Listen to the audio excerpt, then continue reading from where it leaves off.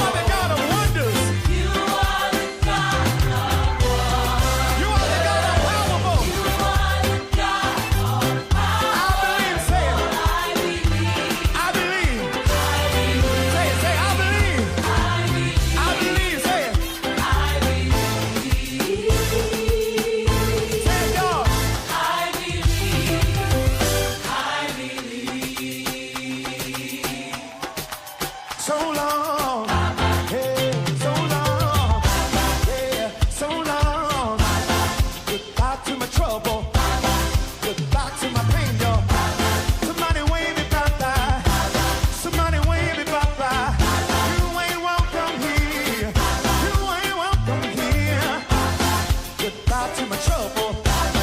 Goodbye to my pain, y'all. I can't hear you up there. Somebody raise it up, say. Somebody raise it up, say.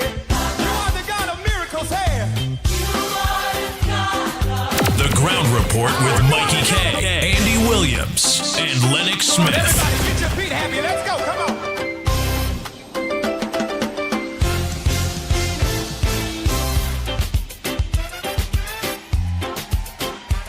Where my islanders? Can some of y'all run down here to the front real quick? I gotta know who's in the building. Where my islanders?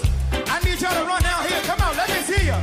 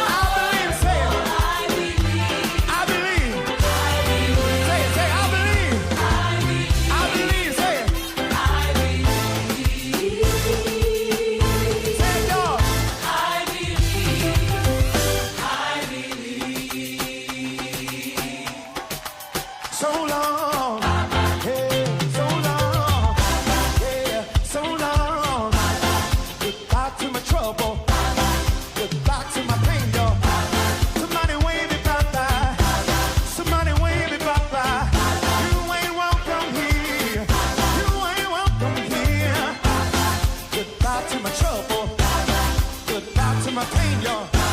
I can't hear you up there. Somebody raise it up, say. Somebody raise it up, say. You are the God of miracles, hey. You are the God of miracles. You are the God of wonders. You are the God of wonders. Thank you. We cast our cares upon you. For you care. Oh boy, oh boy, oh boy, oh boy, oh boy. We can say, Good morning, Trinidad and Tobago. I believe. For those of you online, I believe. I believe. I believe. I believe.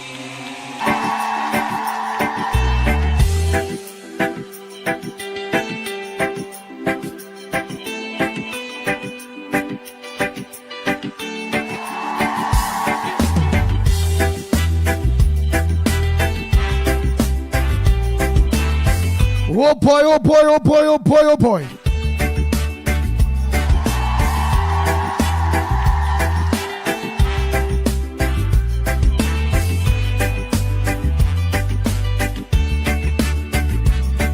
Yesterday, well, you see, we had a marathon based on Monday night meeting with the Honorable Prime Minister and the amount of things that was said for the first 100 days in government. All was what was achieved. But most of all, the Rat Act was read Into the darkness you shine. from the politics to her own political party. As we rise Well, our political party. like you. None like you. To the financial institutions such as the banks, Our God is greater. to NITCO, God is stronger. which is under works, whoa. Higher than any other. Many of you wanted to get your 2 cents, 3 cents, 4 cents in on that meeting, Our God. and you all obliged early this morning here to get your 2 cents, 3 cents in.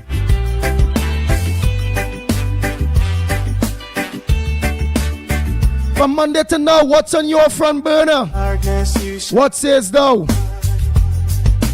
Out of the ashes we rise. There's no one like How you feeling so far? What caught you the most none like you. after the 100-day account? Our God is greater. And then yesterday, please God, the bigger contract was signed God is with ExxonMobil, higher than any other. deep waters, very close to the Starbucks, I think they call it there in Ghana, where they find the big Ghanese find. Our God It's not too far from that. Our God is stronger. God is Something tell me we go hit a big fine on you. any. A big fine. Send we back up the ladder. And we have the right government in place to manage that money and put things back in place. Our God. And even better.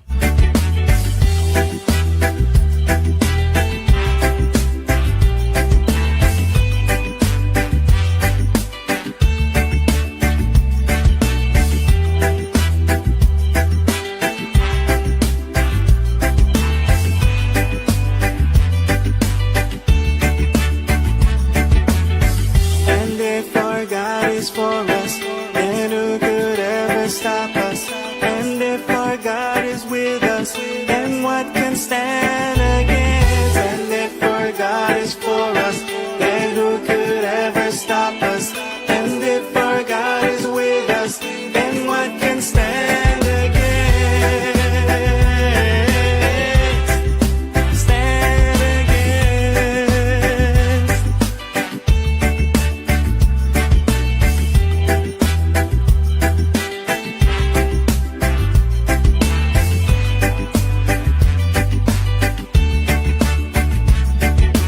Our God is greater. Our God is stronger. God, you are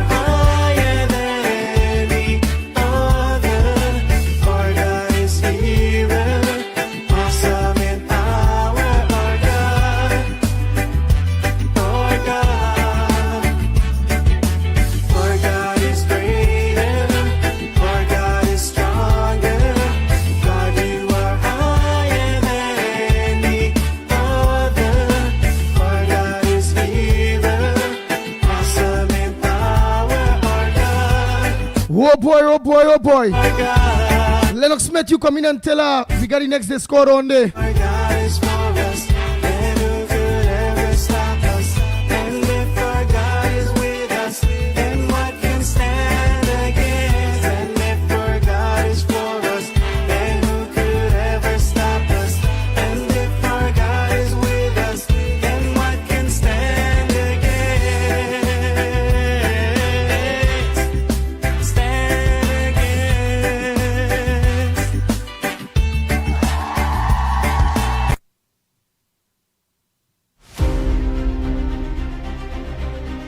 Are you hearing me, my friend?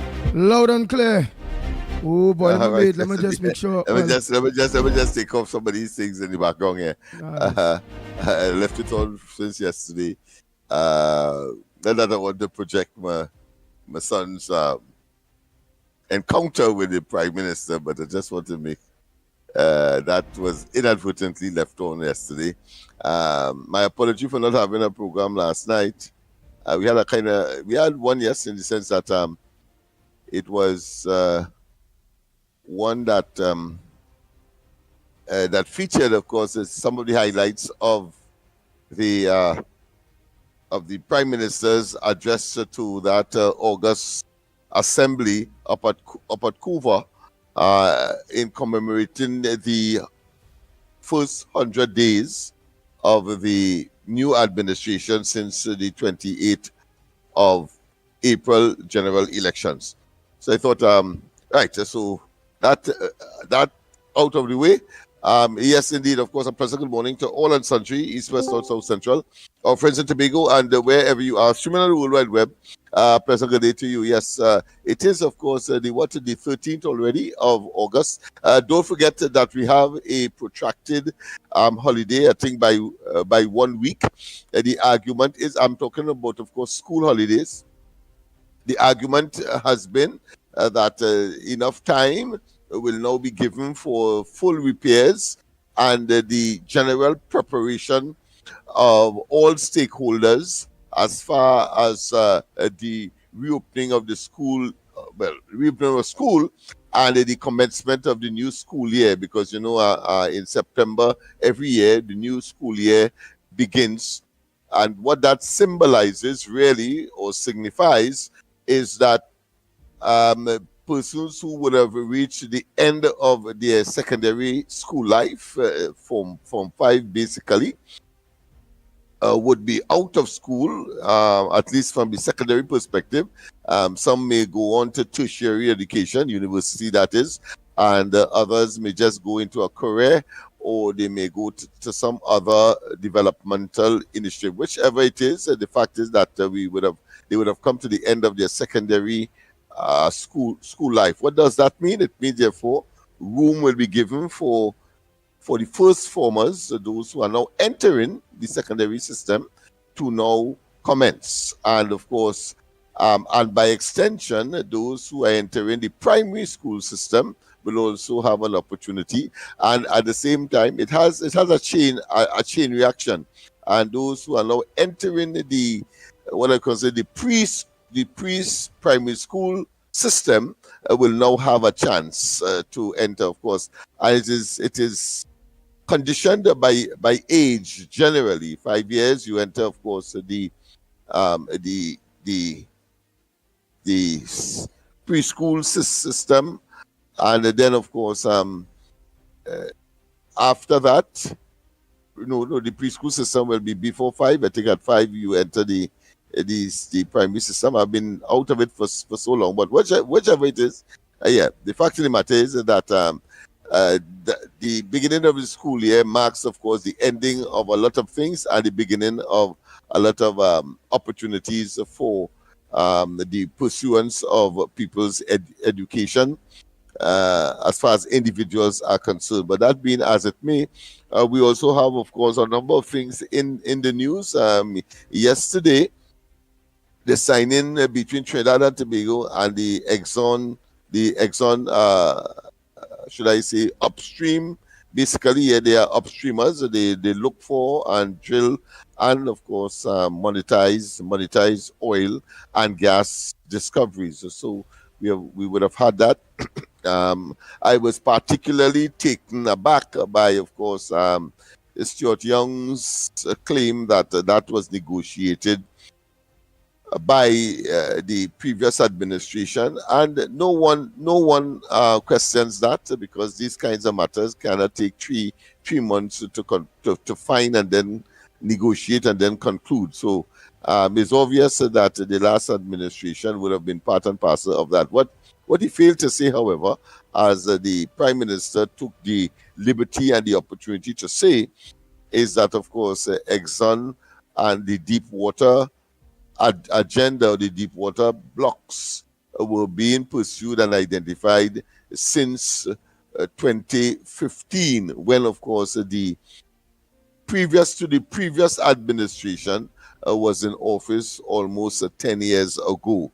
So I thought I should clear up that, because politicians have this way of course, promoting their own agenda, totally ignoring, of course, the previous efforts of others in order to make what may well be a benefit now or currently a reality. And we have to put things in perspective, because after all, we are talking about good governance. So we are talking about making sure that people understand via transparency, accountability.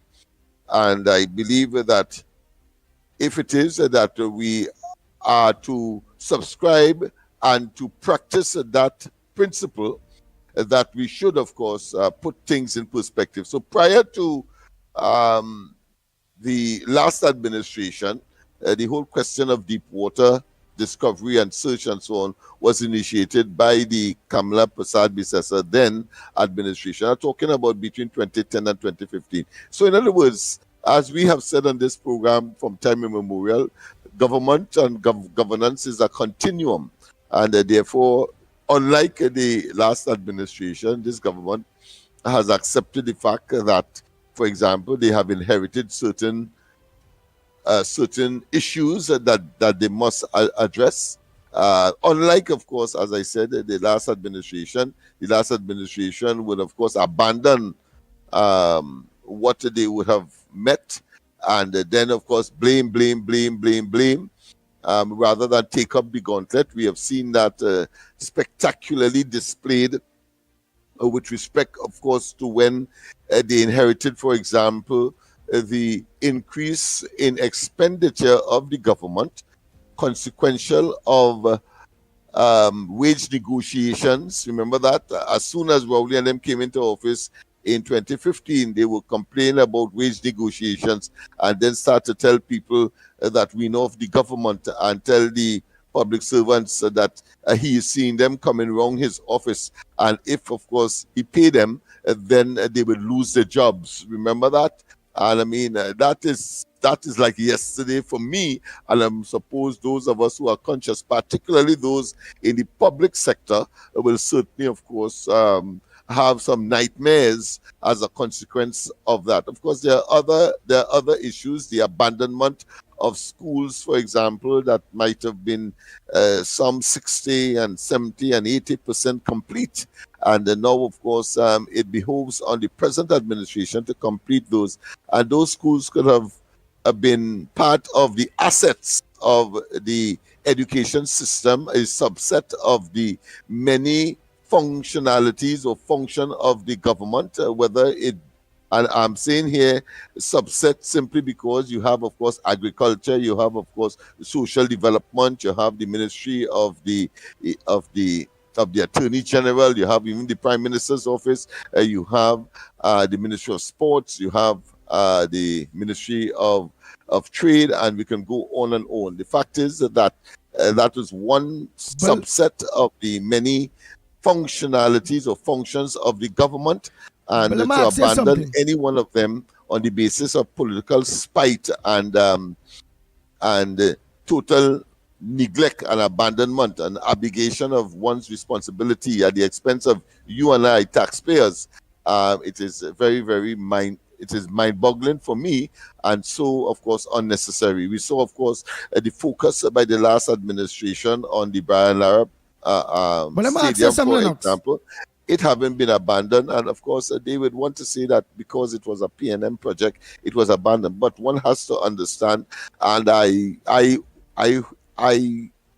hold no brief for anybody, but as a nationalist, as an optimist, as a patriot, I want to say that the justification for leaving the Brian Lara Stadium as it was because the administration, the PNM administration under which it was initiated, really and truly, they really abandoned it, because remember, it started at around $200 million, and then it ballooned to over $1 billion, but was incomplete.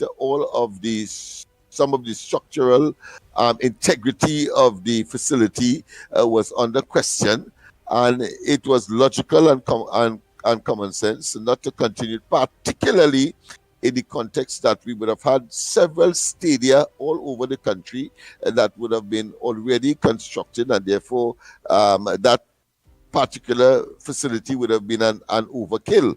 And what we have seen is that not only was the last administration prepared to complete it with an additional, I think, 90, so they say, $1 billion. I suppose we will get the real figure, because you can't trust anything that the last administration did under Rowley, and of course 90 billion or 90 million? Huh? $90 billion or $90 million? 90 million, an additional 90 million. 90 million. An additional 90 million. I trust if I said billion, well, it would have been Freudian or a slip of the tongue. Yeah, right. But certainly, there was no need. There was justification for, of course, not continuing. And I'm sure, and as we have seen, that even when it was completed by the last administration, we saw that it wasn't fit for purpose, meaning that major tournaments, especially the one with respect to the international tournament that was held there, the players were critical of the facility, particularly the grounds, the pitch. It had to be redone as a consequence. But of course, the objective of that was to try to replace the Queen's Park Oval that has, not only is it iconic in the world of cricket, where records have been broken over and over, Brian Lara, for example, but somehow the government believed that it can take over as far as the premier site for cricket is concerned, and they did, at tremendous cost to the taxpayers, cause various tournaments to be held there, merely to justify their construction or the expenditure that was placed there. But nothing could replace the Queen's Park Oval as far as cricket is concerned. We have always said that, and of course, I'm sure that will now be reset, so to speak, in the present administration and in the present state of cricket in Trinidad and Tobago, and of course in the Caribbean and globally. So I thought I should just mention that in terms of where we are as far as the Exxon signing of that. What went on yesterday? That profit sharing agreement that was signed. Right, but let me ask you something between Trinidad and Tobago and Exxon. Right, let me ask you something. Yeah. That is the signing that went on yesterday, but with Exxon Mobil and thing, right? But what I want to know about that is, you just mentioned there, what is the agreement? Wait, you say the profit sharing? What sharing? What sharing? Profit sharing? Raise your headphone. I didn't get you clearly, yeah? You said the Exxon Mobil, what is profit sharing, you're saying? Yeah. There's a profit sharing agreement. What happens is that's the name of it, a profit sharing? That is standard in the oil industry. A company big as Exxon, they come in, they do the drilling, they do the seismic survey, they do all of that at their expense. So the tremendous amount of money. But when they would have discovered, at that point in time, if they discover any hydrocarbon, they then of course have an arrangement with in this case the government, to share the profits coming out of it. But the government has no expenditure up front. That is how these kinds of arrangements work. So but when they do fine, meaning whatever the fine, it go and go half. In their fine, would it be going like half? Right. Whoever come out the ground, oil come out the ground. Yeah. That's where it is. If there is nothing, if it produces nothing, then of course the company would have expended its money and lose it in a real sense. Whilst the government, of course, doesn't have any obligation to compensate anybody.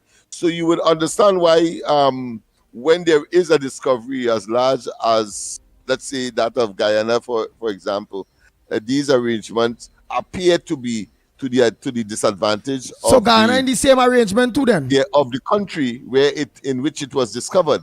But then it's only a fair thing. If you want me to invest my money and I put in my money, and we have an arrangement where we say 50-50 or whatever it is with whatever it is discovered. You can't vex with that arrangement because they are in it for money.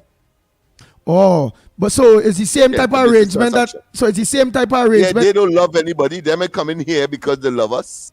Right, but is it the same set of arrangement? But your headphones onto the Discord, Lennox? The Discord computer. Because like I don't know, like you only hear me after I talk. Oh, your boy. All right, I'll tell you what I'll do. I will pause for a while and it's very, very short. And let me see if I could adjust this headphone. Because do that by the time. I'm not getting you as clearly as I would like. Yeah, and the whole something purpose wrong. of the headphone was to do that.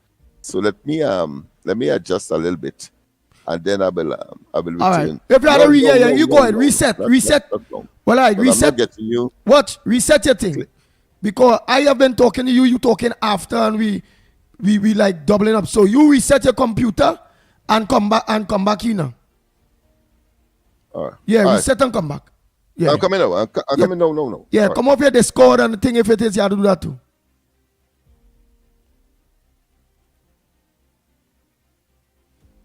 Oh boy. All the lines are open. Well, we was discussing the ExxonMobil profit sharing deal that was a thing yesterday. Well, I think all right, Lennox is saying that that means the company comes in, drills, do this, do that, and whoever come out the ground, we'll go half. All right, we really have nothing to lose there. But if they ain't find nothing, it's the company itself that lost and not the people of Trinidad and Tobago. But I believe that it had thing there because ExxonMobil and them is no jeopardy. So organize to go to explore somewhere where they think they're going and bust. I feel we have a big find there.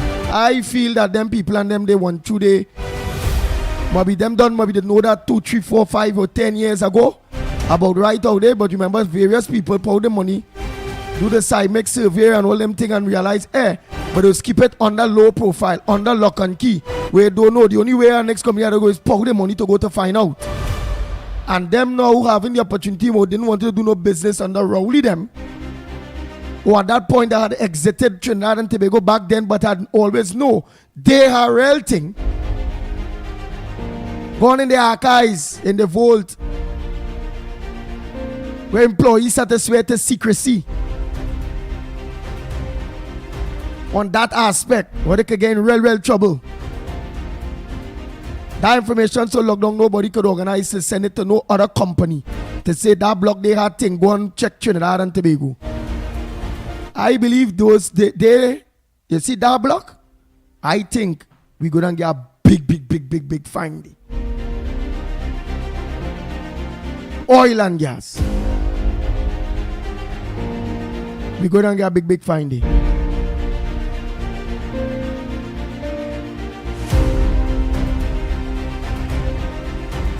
The refinery go in and start back up. Exxon Oil deal with Guyana. When we refinery start back up, even if Guyana with their part don't want to send thing to we refinery, Exxon now will instead of the transferring the thing so far to get the dung products, they will organize and send their thing to Trinidad. As the refinery up and running, I believe that. I'm not saying that's what's going to happen.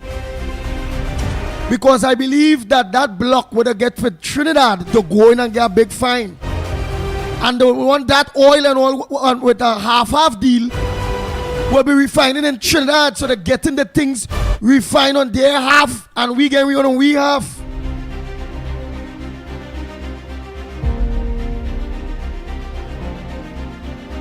So they will want that refinery up and running.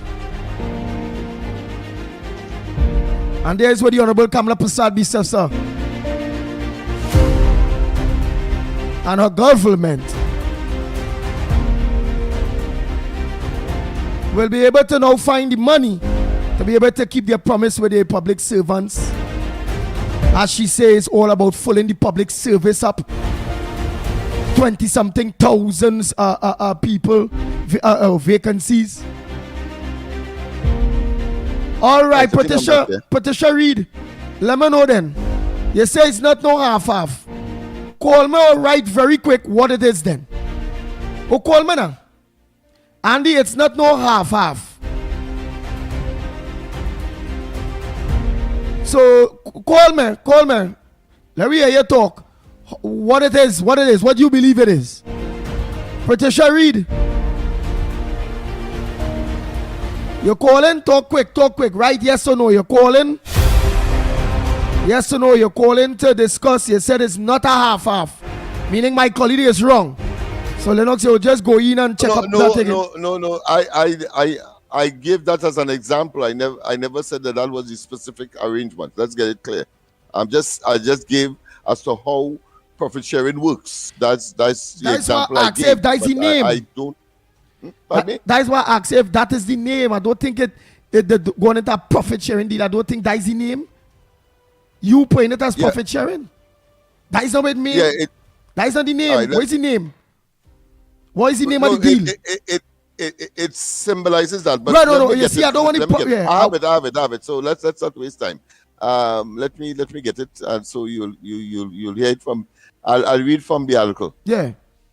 Right. So we are clear on that. All right. So that being as it may, there are other things. Make sure. Because it's very important. Because I'm telling you, Lennox, remember I said Exxon Mobil gonna get a big fine there. Them people and them always did know about that block there. Remember, oil companies will go in our territory, some saying go on drill and they will do the side mix too, you know. When them do the thing and them self find something there, no other oil company go know, you know. If them was here 2 decades ago, them could have already knew that block there would have a big fine. Hence the reason push. Hence the reason push for the they are into that business, so they did some preliminary work, and they did mention, of course, that the geology is similar to that of Guyana and all of that, so they know. A big fine, sir. A big fine, sir. Deep water, yeah. You see a big fine similar to Guyana and things. They say the geology is similar to that of Guyana. It doesn't mean to say that it could be as big as Guyana, but certainly the geology and really we have not exploited deep water blockage. We have always been in shallow water or on land. I'm just looking for the term here, so get it term by the time. Could be on the same page. Get it term by the time. Sorry. It is called production sharing rather than profit sharing. Right? Nice. Now go in your dictionary, because we have to know what that means. Production sharing. What I explained. That's not profit. That's production sharing. We don't know. No. What I explained for profit sharing is really production sharing in the oil industry. Right. So I understand. I took note of that. Right. Already. I understand what you're saying. I'm glad now that we reached to that. So now, production sharing, because you use your examples and understand all of that. I don't know if it go. So it throw me in a different light. Because going on I didn't know that you was on semantics there a little bit. You know? Right. Production sharing. We sign a production sharing agreement. Is that production sharing is part of the research and this and that or the there or what? what it is we think the production sharing is what? Well, it's there. Here it is. They will put out the money. Production sharing, you saying? As I said earlier, yes, because you see, the government, because it doesn't have the money, will want to compromise. No, you're telling me where you think incentives. I want to know what they do, what it is, or they ain't let we know that yet. Because you gave me where you think. No. I researched it before. Let me go straight to that as well. Let me just tell you what a production sharing is in the oil industry, so we are clear in our minds. Right, man. That's why I want to think. You only tell me your terms, and you mix them up. Tell me the term. Tell me the thing. Yeah. This is very good. This is very good. For the first time, the Pitbull and all, I want to know, because you know it have countries that's getting, or people, all where we really need, we will want to know that we gain a good fair share of the pie. Because you know, I see Guyana at a point in the release was quarreling about how much was the deal with the Granger government before with the same Excel Mobile, some low percent, but end up getting it raised a little bit again. All right, okay. I have a definition here. Of course, a production sharing, and I'm reading directly from the experts. A production sharing contract, a PSC, in the oil industry is an agreement between a government and an oil company or a group of companies where the company explores, develops, and produces oil and gas resources in a defined area, sharing the produced oil or gas with the government. So essentially, is what I said earlier. That that's why I was focusing on profit sharing. But wait. So don't throw me off now. You come good. Just now. Go ahead. The state retains ownership of the resources, and the company is granted rights to recover its cost and potential profit from the production. So it's even deeper than that. So it's not that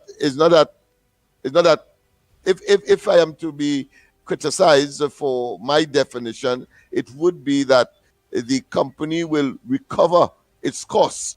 Good. It appears that after that, then of course the process of sharing the profits will commence. Right. So that is one where that one is between the company and the government, and how much of that production sharing percentage goes to the company.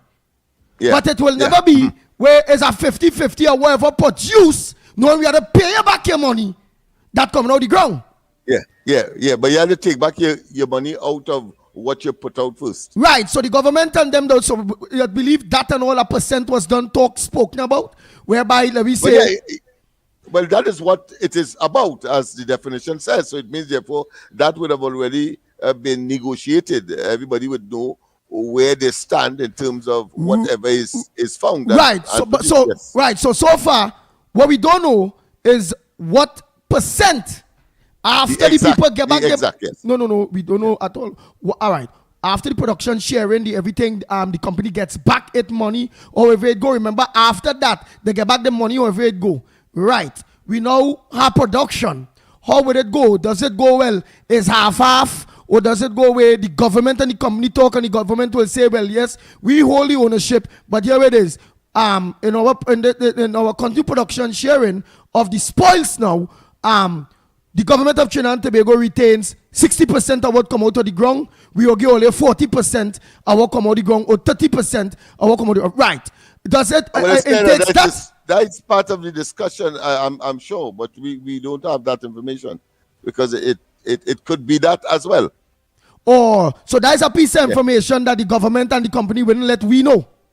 That's right, because you remember non-disclosure. I mean, and that is in the interest of the company, not necessarily in Trinidad and Tobago, you and I, because you and I will want to know. But that is part and parcel of the arrangement, yeah.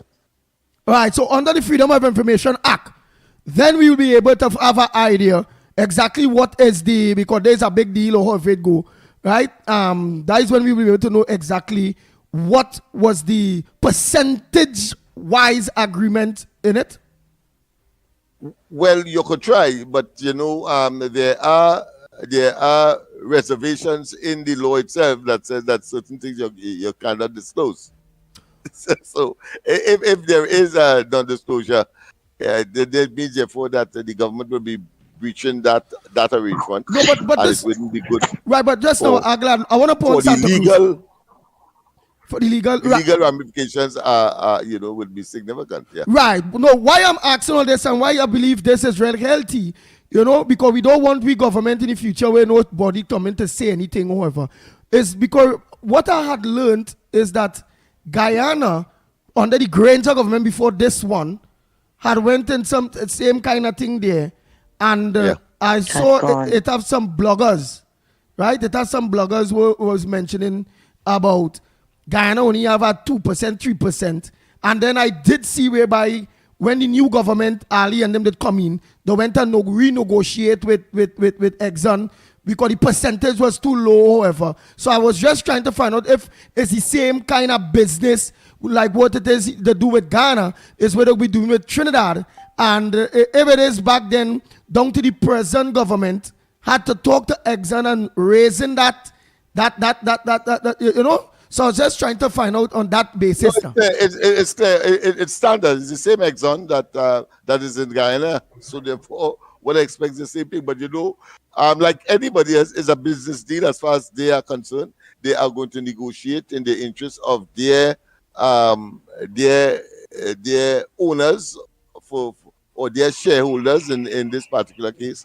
And at the end of the day, if Trinidad really needs to have their resource exploited in the interest of Trinidad and Tobago, there will be, of course, the negotiations will entail all of that. And at the end of the day, it may be asymmetrical or disproportionate amount of the resource in terms of the monetizing and the profit. Hold 1 minute. Lennox, when we stay there, but let me take Miss Santa Cruz. Miss Santa Cruz, a pleasant good morning to you. Go ahead, love.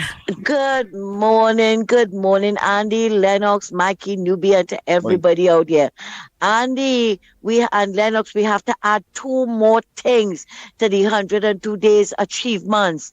Is the Exxon deal, is signing the Exxon deal, and giving the 200 ex-Caroni workers their land lease. So I want to know, all who was fighting down the woman, all you run to join Rowley, right? All they couldn't wait. Look at how the same person, all this card, you see, the stone that the builder reject is down here, cornerstone.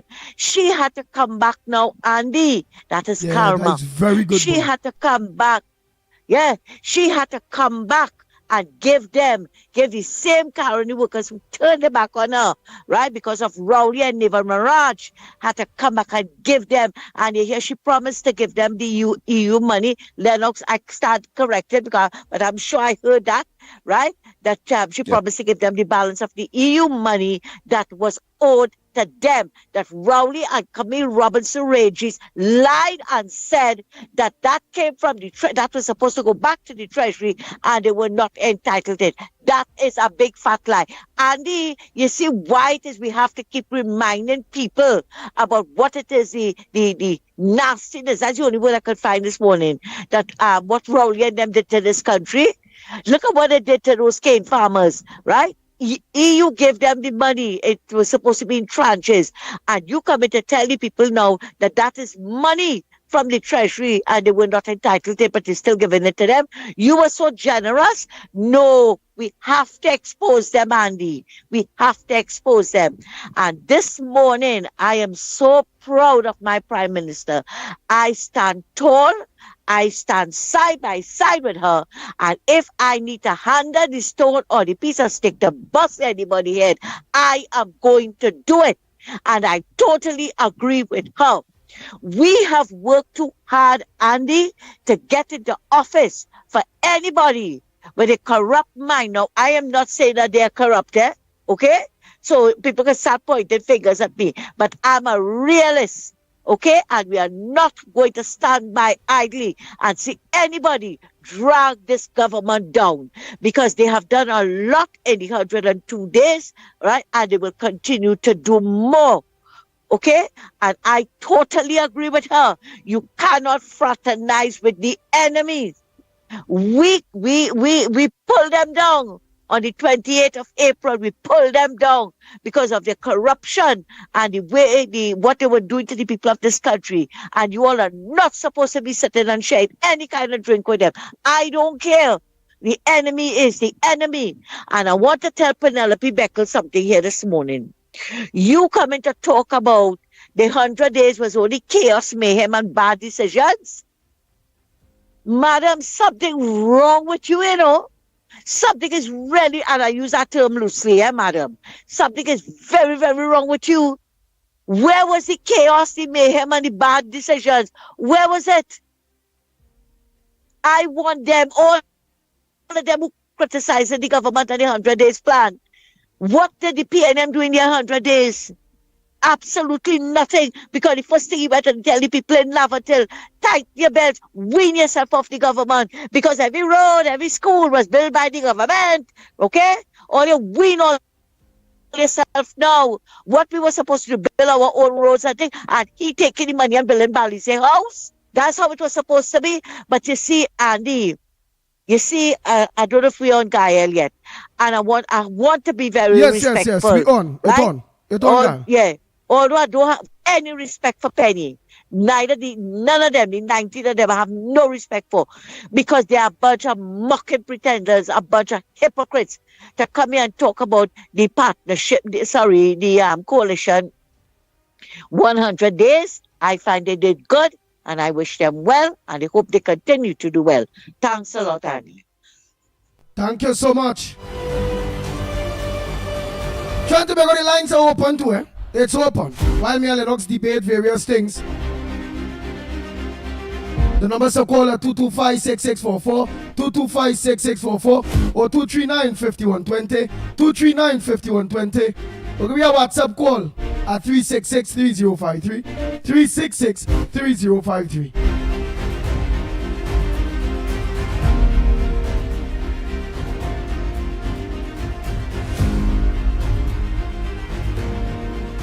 Yeah, Lennox Smith. Well, we clear on that aspect there. But we also just heard Ms. Santa Cruz mention, well, we don't know about the gas deal, the Exxon that signed in the 100 days or so.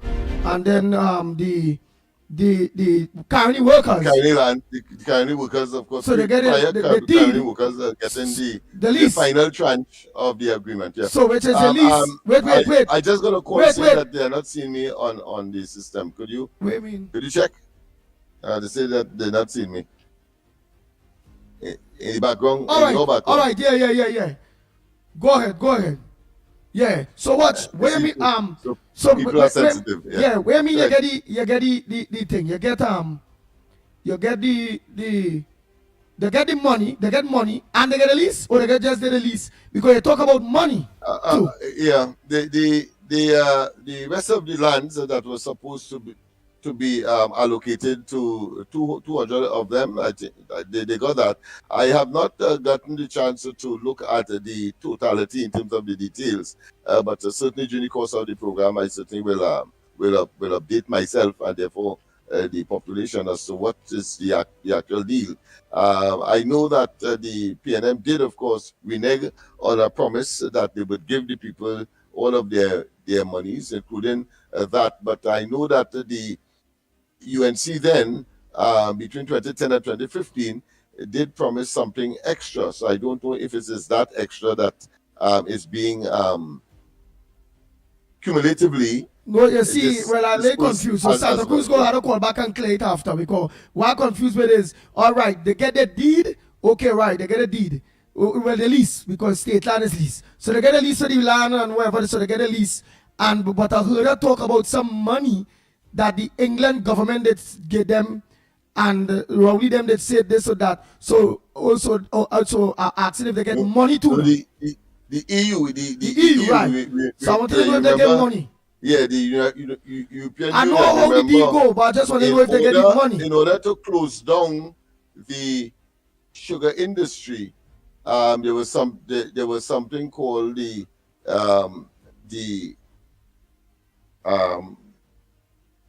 there was an arrangement where the EU was taking the produce in bananas as well as sugar at concessionary prices, and they were giving them, of course, a free entry into their markets. But now that when the UE was formed, they decided to close down all of that, and therefore everybody must compete. I think there was a WHO arrangement as well, where you have free market competition, and you purchase from the person who could best produce a particular product because they could do it cheaper. That is in that kind of commercial environment that decision was made. The ASAP, yeah, the African Caribbean and Latin American country, yeah. All right, hold 1 minute. Hold 1 minute. Go ahead, caller. Morning. What's your contribution in the Gong Report this morning? Good morning, Andy. Good morning, Lennox, Mickie K. Good morning, Trinidad and Tobago, UNC family. Hey, before you talk, I just want to know one time, because I ain't hear nobody complaining about Minister of Macro Camera Business. Yeah, she tapped down. She know I know her business. She know I know her business. She know what I come and say I was right. She knows her mother-in-law speaks to me. She knows that. She needs to calm down. Wow. So she stopped all that kind of thing, and then we see she get banned. Well, I really don't know, but I haven't heard seeing her on thing, because she's shamed because everybody show her out and she don't want no part of her. She's ashamed. She's a shameless pig. So she's shamed. But anyway, go ahead. I come this morning to address Hans the Beans. Little boy, I was passing through Facebook last night, and I stumbled upon you speaking, right? One, you know nothing about politics. You now come on the scene. And let me tell you something. You stand up on your ball last night, you love Diego Martin. You do not love Diego Martin, right? Because the woman in Bagatelle, how much time she has called. I think Andy, she had called the show also, where she said, the drain is so nasty and stink that you're not even helping and doing anything about it, right? When she got on to you, what did you tell her? You cannot do anything. But you stood there last night and bawled that you love Diego Martin. Little boy, you know nothing about politics. Because ask you the Constitution, you know, and I sure if I go one and one with you don't know nothing, right? And could stand up and bawl, the UNC cannot run this country. This, that, and the other. The UNC can't. You know the UNC can't run this country. You know common politics. I don't even know why they put you there, because you know nothing. And that is why I can't understand with the PNM. They keep taking these little dummies from left, right, and center and putting them in places where they don't know nothing about. And coming for the UNC head. What you coming to the UNC head? I'm going to tell you something. Not one of the UNC members they could battle with. Not one. Because they go eat you up and spit you out. Trust and believe that. So tap down hands. You sound so stupid last night. So stupid. He got me so vexed, eh? So the fact of the matter is that, what does little boy know about politics, Andy? You tell me, what do you know about politics?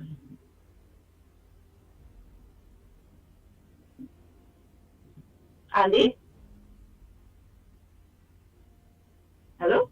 Yes, I'm here. I'm listening. Right? Andy, so why are you so quiet? No, I was organizing on the computer, making sure everything in order and everything working. Right. But the fact of the matter is that, Andy, understand that this is a boy coming on to talk us about nonsense, and he knows nothing about politics. And what's getting me so vexed is, oh God, I love what is Mr. Rima on him. She just say weak belly penny. Well, listen, I just laugh till my belly hurts me when she say that. So weak belly penny taking these little wannabes, they know nothing about politics, putting them in these places, and they come in to talk us about crap. Fancy beans, I just want you to sit down. Because you done nothing for Diego Martin, right? And just imagine, they move Rowley to take another dummy to put them there, right? And Diego Martin people always so stupid. I'm sorry to tell you, they're always stupid. Because you know why? They keep putting us in a fool's volume and all you're voting back the same nonsense. Nice, So but that's before why you I will go, stay. but before you go to, I want your thoughts on the account that Kamala Prasad says give to the country based on her first 100 days and still mention things that she intend to still put in place. What's your thoughts? Because she even rope in her own MPs and ministers, the corporations, the banks. It's like, whoa, everybody will get all gap taken. You know, you see that corruption thing, that show money thing. Hey, the 1% we not done that, you know. Two, you know. What's your thoughts? What's your thoughts? My thoughts is that Auntie Kamala has, when she was there for the 5 years before, she had her parts where she went wrong in certain things. And as she said, as a grown woman, she said, I see my mistakes. She saw her mistakes, what she made. But this time around, she not only will correct her mistakes, but will not let it happen again. And 300 days, they did marvelous. They did great. It has nothing about UNC I'm proud, but the fact of the matter, people need to relax, pull back a little. If somebody mashes up a house, Andy, right? And you now come to fix it. You can't fix that house in 2-3 days. You need time to fix the house. But when the house is finished, the living will be great. So only give Auntie Kamala some time. She's hitting every ministry. She's cleaning up the place. And we will see betterment in Trinidad. We would. Right? You just need to give her the time. The woman now rich. She can't fix her place. And she cannot fix it in 5 years, you know. But she's going to do a lot. But Andy, let me tell you something, how wicked Trinidadians is. You see this 5 years? You see when 2030 comes? And all the trees put back that PNM there? Let me tell you something. God is going to shake Trinidad. You know why? Because all you're too wicked. Every time this woman brings Trinidad to a level, all you always have the PNM to take me back 10, 15 years back. Always do that nonsense. But Andy, Auntie Kamala is going to, once I give her the chance, and she has the chance, and I know I love about her, she ain't taking on what nobody say. I had to do what I had to do. And you see all that thing to the banks. You understand? Caribbean Airlines. You understand? Planes falling up, you know. Planes falling up. But the profits, nothing. What's going on? That is madness, Andy. The woman has to clean Trinidad. Other than that, where would we go? We will be a Haiti? That's crazy. But anyway, that's my thoughts on it. I don't want to keep long because I know other people waiting. I don't want nobody to bust my head. Yeah, what Krishna calling? We need Krishna long time. Yeah, what Krishna calling? And Andy, that woman who always calling there and thinking Curry Marcel now she going and Heinz the Beans there now. And then she hit Rajan think they about well, we don't think that because that done pass and go on and he don't do it. Oh boy. Why is he talking so long, man? Oh, God. All right, Krishna. Sorry, my dear. Sorry, I'm giving any flow now.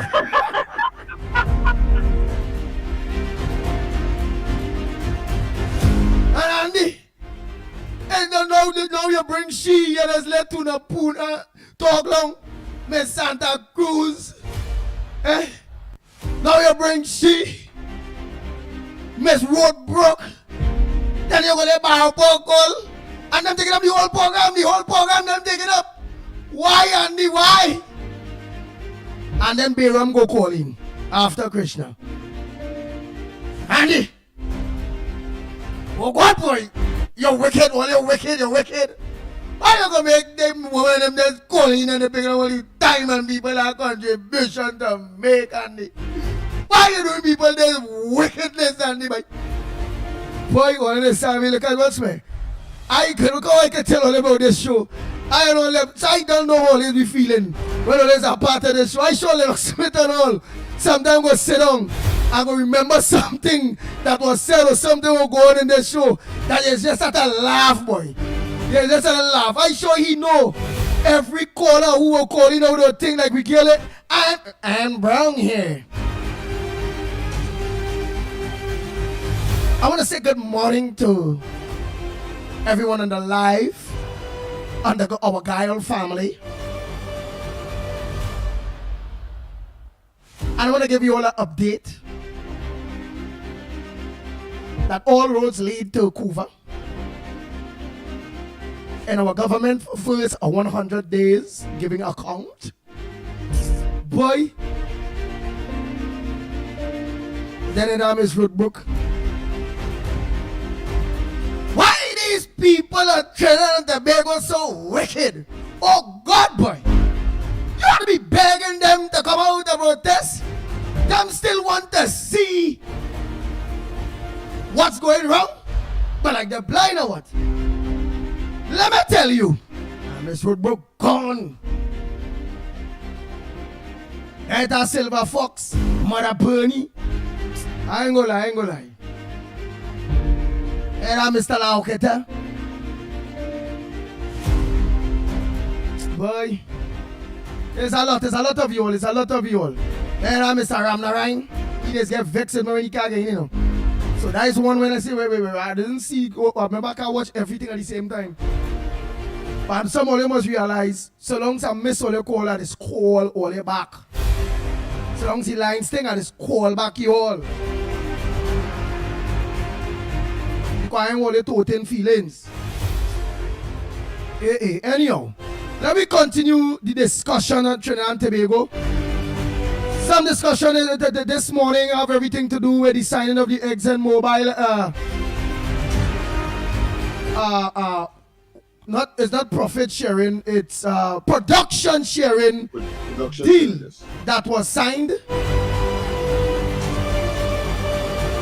We also discussed the Carney workers getting their lease. That Kamala also come to bring back that aspect to get them their lease. Miss Santa Cruz, I want to call to clear the air on one thing for me. Let me make an intervention here on the latter matter, and that is that there was no indication that any monies were allocated or were given out in that exercise. Or will be given out. Pieces. But listen. During the campaign, April 12th, then of course at the same place that the commemoration of the 100 days in office was kept. Kamala Prasad, as opposition leader, did say that she pledged to pay approximately $110 million owed to former Caroni 1995 limited workers if the United National Congress returns to government. So why is no mention was made of the money aspect, but certainly this proves that there will be some kind of payment. Right, no. In addition, yes. Yeah, well, right. But what I want to find out is like what happened now. Remember, the FSO is saying there, but we have Santa Cruz. She will be able to clear that if it is, or if it's just about the lease for now first, and then when the economy thing or whoever, or shipment. Well, I heard what she said, and she did speak about the allotting of the lots. She didn't speak about financial. She did mention. Why I asked that is because Miss Santa Cruz, which she on the line right now and she will clear it, did mention, which I know about the some familiar talk about the EU having money, and then you gave an example with factories where it closed down and however, and they had the money, and Rowley them say that money came from the government coffers and all that kind of back and forth. So, Mr. Cruz, you could go ahead and just clear on that aspect for me, please. Yes, and the lady, I call it from Santa Cruz, not a Rima, okay? Yeah, Santa Cruz. Please don't relocate, man. Yeah, right, okay. Yes, she said that they will be getting the lease. They gave them the lease yesterday, right? And she said, Annie, I am absolutely sure I heard her say that they will eventually, she didn't give them a time frame when they're going to get the money, right? That they will eventually get the money that was owing to them. Very good. Okay. Great. That is all. Right? Yes. Wow. Yeah. They only get the lease yesterday. 200 of them, they got the lease, and eventually they will get the money. She did not commit herself to say when, because they know they have to pass budget and all of that before she could say. But in the as Lennox tried to say, in the campaigning, she did tell them too that she was going to give them the money, right? That that Rowley and them didn't want to give them the EU money, but she can't commit herself to that time frame because they have not passed the budget yet. They don't know what's going on there. Right? And Andy, before I go, I just want to say, you see all the naysayers and them who want to pull down Mrs. Prasad, Sessa, right? All of them who want to pull her down and her government are warning all year, God watching, He watching from a distance because all this lying on the lady.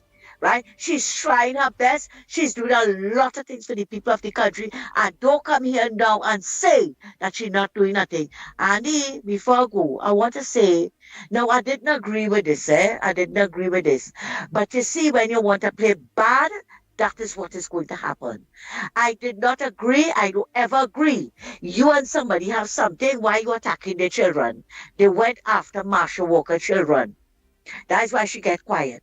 They went after her children, and as I said, as a mother, and my children, my son have been attacked by some low lives, okay?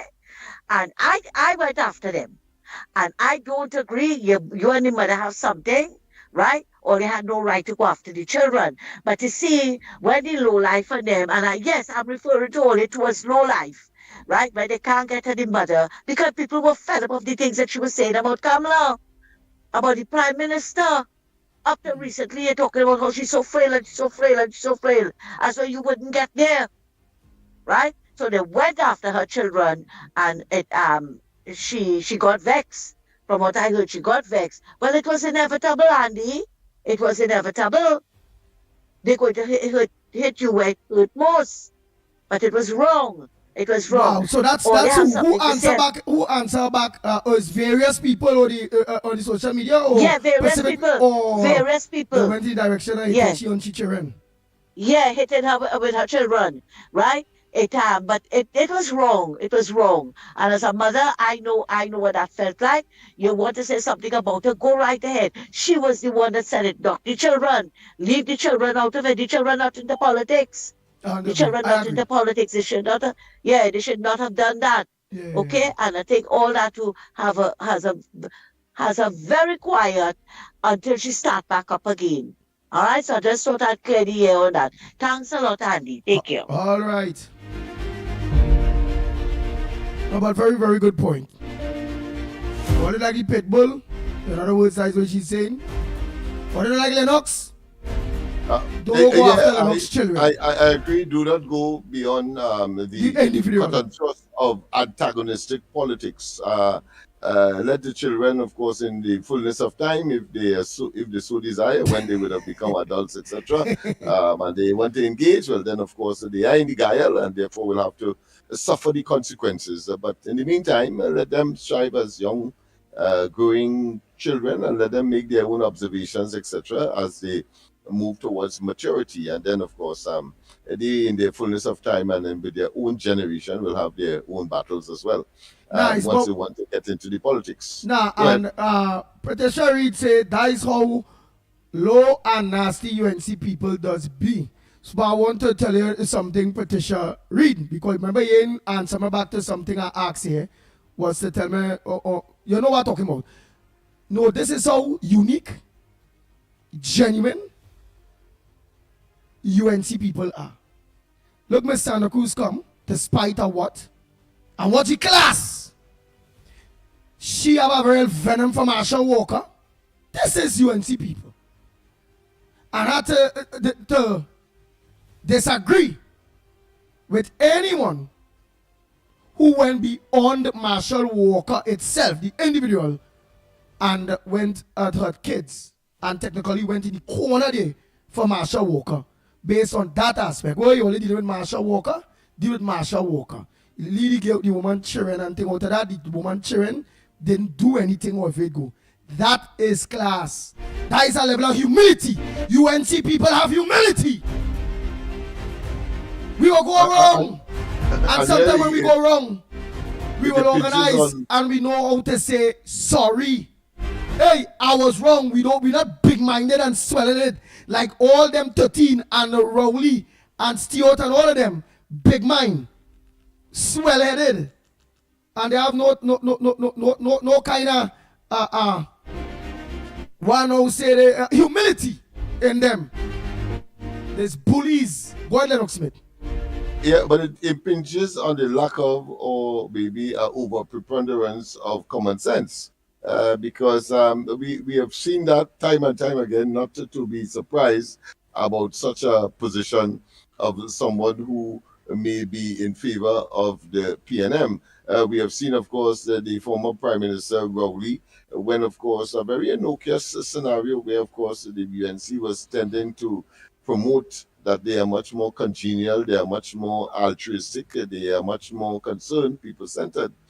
And he pulled out a hand of fig from, or bananas from the cadre of groceries in that cart, and say that he ain't no monkey and he know what it means, etc., and totally, He's a mad fella. totally derail the intent and cause people in Labrie at that time, during the course of the 2020 election, Labrie and Point Portland, to vote against their own interests. Now, of course, that has come full circle, and the people have voted in their best interest. And you know, I had to rub in this as well, that it's only Laventil that seem to be Don't be so far wild, man. perpetually in a state of self-destruction and, of course, political suicide. Right, but don't will be so far wild, right? But remember, that's what the program is about now. It's our thing, right? And me as a host, I know just giving a little, everybody had an opinion, but I giving a little on my opinion based on what everybody else say. But I agree to disagree, right? Like how I disagree with that gentleman that say that's how low Patricia Reid say how low life UNC people is, and I had to tell him that. Just like how we saying here, Patricia Reid is saying here, Andy, cause she don't want Anderson to talk about her child again.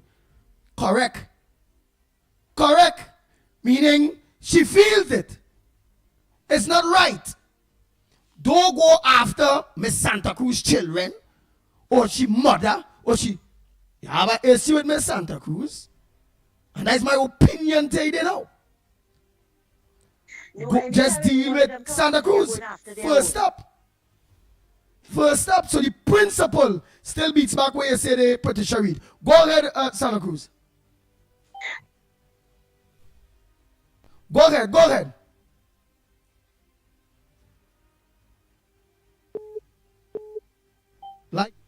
Like you're mute.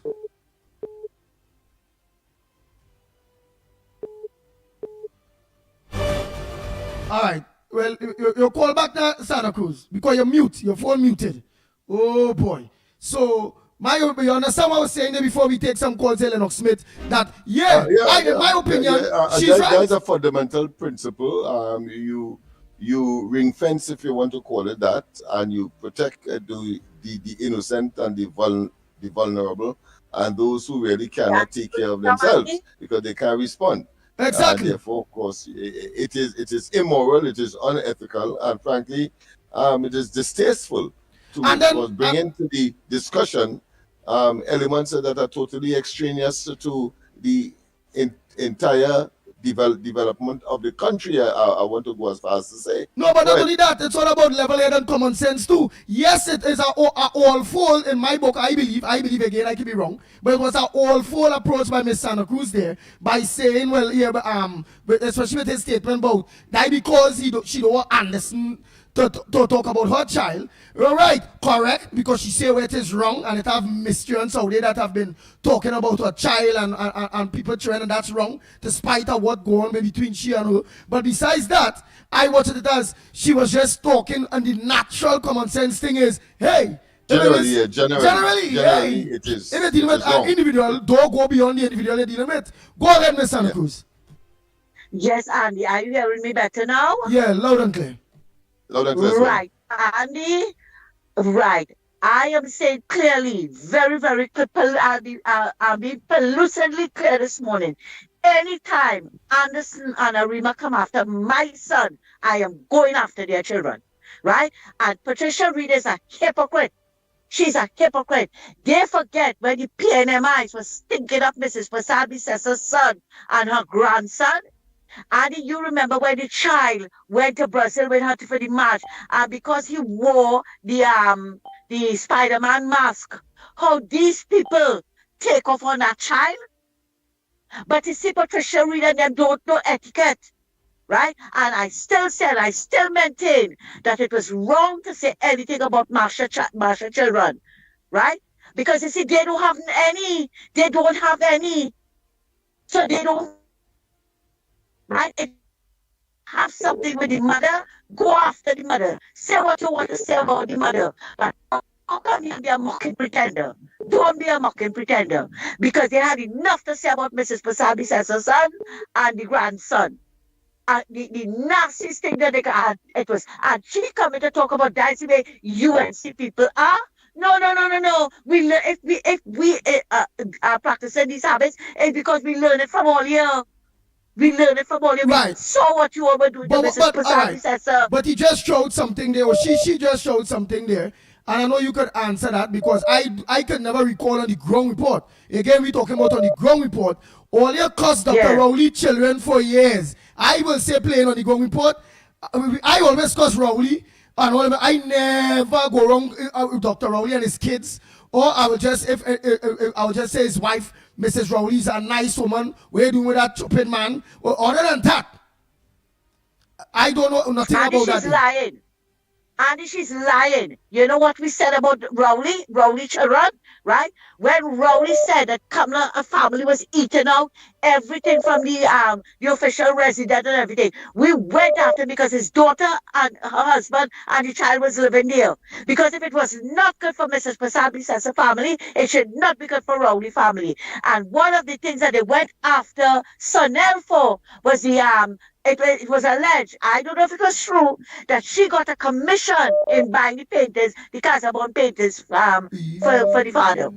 Right? That is one of the things that they went after her for. And if they say otherwise, they will be lying. They will be lying. You hear? Other than that, they never said anything. Because if it is that you could mind your wife, and the thing about it, Andy, she had a husband. Why the husband didn't provide for her? Why must the state pay to have her living at the official residence? Why that must happen? That is what people went after her for. So Patricia Reed, you are lying when you said they went after Dr. Reed. It's none of the nasty things that they're saying about other people and their children. You hear? And I'm saying it very clearly this morning. You come after my own, I'm going after your own. And shake your family tree. Shake your family tree and see what it is going to fall out. Right? Because when you're pointing one finger at somebody, look at the other tree that pointed back at you. Look at it. Yeah, it's tree pointed back at you, right? And I still maintain they had no right to go after the children. The children are not in Marsha children I'm speaking about, not Rowley children who are living off the state, right? Marsha children, they had a gripe with the mother. Go after the mother. Leave the children out of it. Leave the children out of it. And I maintain that when they were going after Mrs. Pasabi Sessa, her son and her and now we never see the daughter-in-law, but the amount of things that they had to say about the daughter-in-law, it was distasteful. So don't come now and pretend that that's a UNC nastiness, Patricia Reed. Stop being a mocking pretender, okay? And Andy, again, I'm going to repeat myself again and again, it was wrong to go after the children. Say what you want about the mother because it's the mother who had the verbal diarrhea, not the children. Okay? Thanks a lot, Andy. Very, very good. And I totally 1,000% agree with that. Go after the personality in which it is, but don't go after the people, children. I agree with that. And on the ground report, based on if anybody had ever talked about Miss Rowley, remember Miss Richard Rowley had do a video with sit down talking about her husband love paintings and and ting. And then on the aspect of his kids was on the grounds again of they living at the diplomatic center. Yeah, when the same political party had a problem with it. That is the truth, the whole truth. and nothing but the truth. Go ahead, next caller. Morning to you. Where you calling from and what's your contribution on the ground report? So we endorse that. Good morning to you, Andy Will. We will go after people, leave people children out. Not we. Again, the ground report, we don't do that. But some of you all influencers, when you go after all your various people, leave the people children out. Go ahead, caller. Good morning to you, Andy Williams. But one thing. Good morning to one you. thing. Let me just say, because you know some people will say, all right, well, we've been thinking about the children, but we go tell them about their mother, or we go tell them about their father, or their cousin, or their uncle. So let me make it broad. Leave people, family, members, out of it. Go at the individual. Fight them like that. Don't cheat. Don't get no low blow. That the person more powerful than you via debating. Don't be dirty like Rowley them. You ain't notice how sweet Santa Cruz was this morning? Despite all the playoff boom and Patricia Reed and whoever, she ain't no low blow. She ain't thing. She just beating them with facts. And what you had to do after? When she talk, she talk. Smiley face, this, that, thing, bang, bam, thing. Meaning, she get catch. Go ahead by Kunji, COP, well, call him anything. Don't call him collect and don't call him a PNM. Go ahead, my brother. We're going to have some problem. We're going to have some problem. When you do that, I'm going to set our account number for you. Good morning to you, Lennox Smith, and good morning to you, Mickie, and good morning to the listeners of the Ground Reporter. Miss Santa Cruz, good morning to you.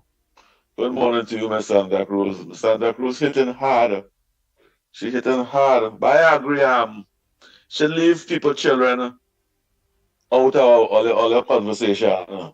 These children and them studying, sometimes doing degrees and all kind of thing, and they have nothing to do with this. And social media bloggers putting them up, insulting them. What the children do earlier? What the children do earlier? Eh? What the future of the country do earlier? Start do your politics with the mother. But in politics, the chip don't fall far from the block. And I say leave Marsha Walker children out of it. And Marsha Walker to understand and explain to she children she wasn't playing a clean politics game. She was playing nasty and dirty politics. Yeah, boy. And sometimes this is the reaction you get from her action.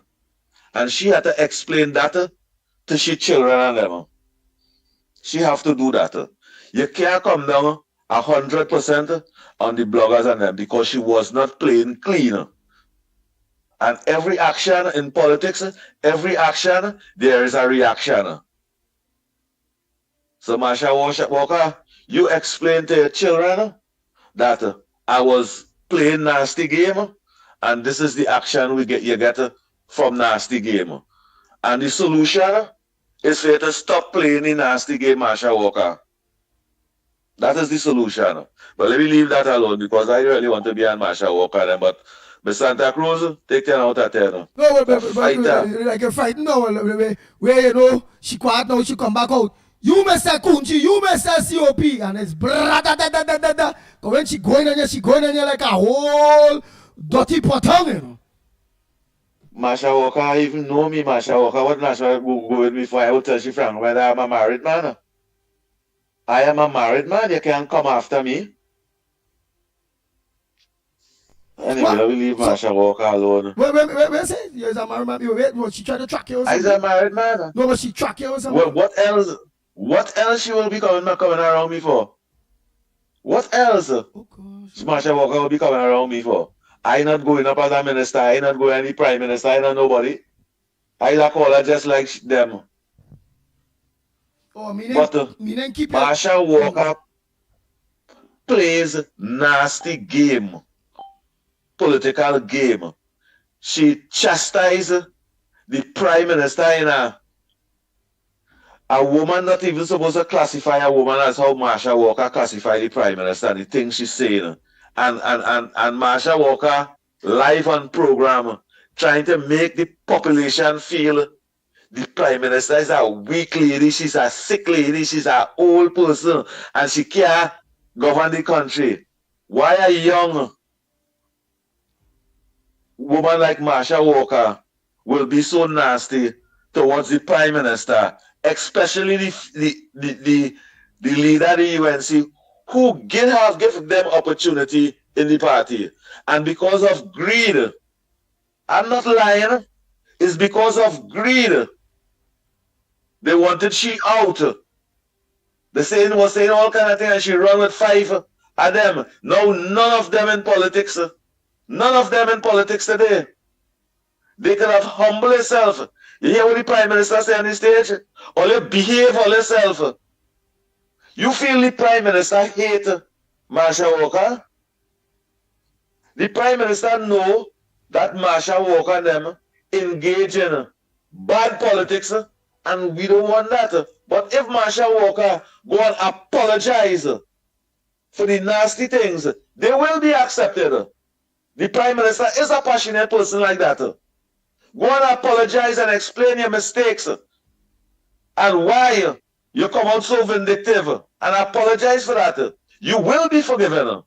Any citizen in this country will be forgiven, because we see that in the Prime Minister. We see the passion and the empathy. We see the humanity and the love for people from the Prime Minister. We see that.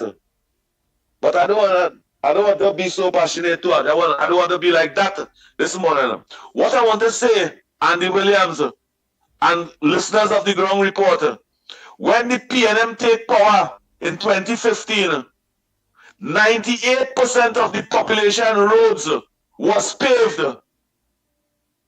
You can remember just before 2015, the People's Partnership, they said there was paving all about and building boxing all over the country. Yes, they was doing that. That's why 98% of the population roads was paved. All in back roads and community, and then because they said there was connecting roads. You can remember that connection? Today, 98% of the population roads deplorable 9 years, 3 months and 28 days under the PNM. All roads in this country bad. Plus, we spend over $70 billion under the PNM to ensure that all those roads and bridges and them fix. The $70 billion gone, and the roads and them is most deplorable. Nobody get locked up.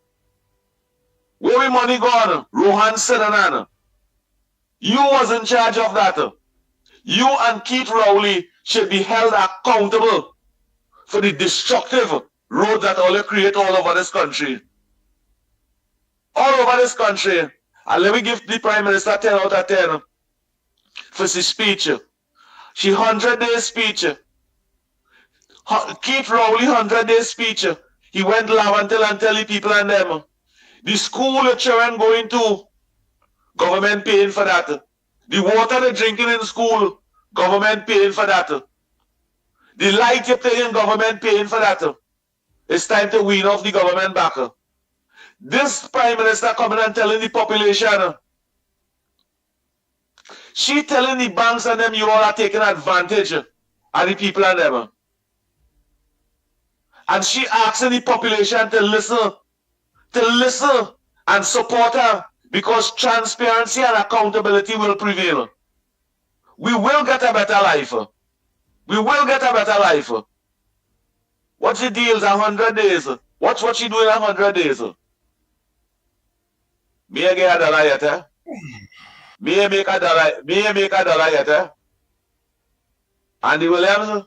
Yeah. For the past 12 years, Mr. COP haven't benefited $1 for my country.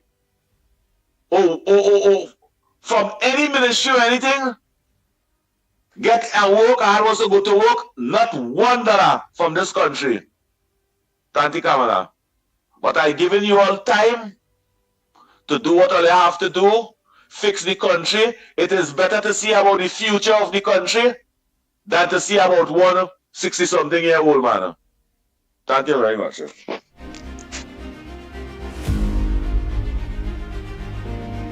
Oh boy, oh boy, oh boy. What's your contribution? What says thou? Welcome to the ground report. Oh boy. What's supposed to make news that not making news? She did speak about the feelings of Carl, and I know that juxtaposing that would have been her statement at the Emancipation Day celebrations at the Queen's Park Savannah, when she mentioned that Carl will, there is this arrangement, obviously involving our national airline, to have direct communications by way of air flights to and from the African continent.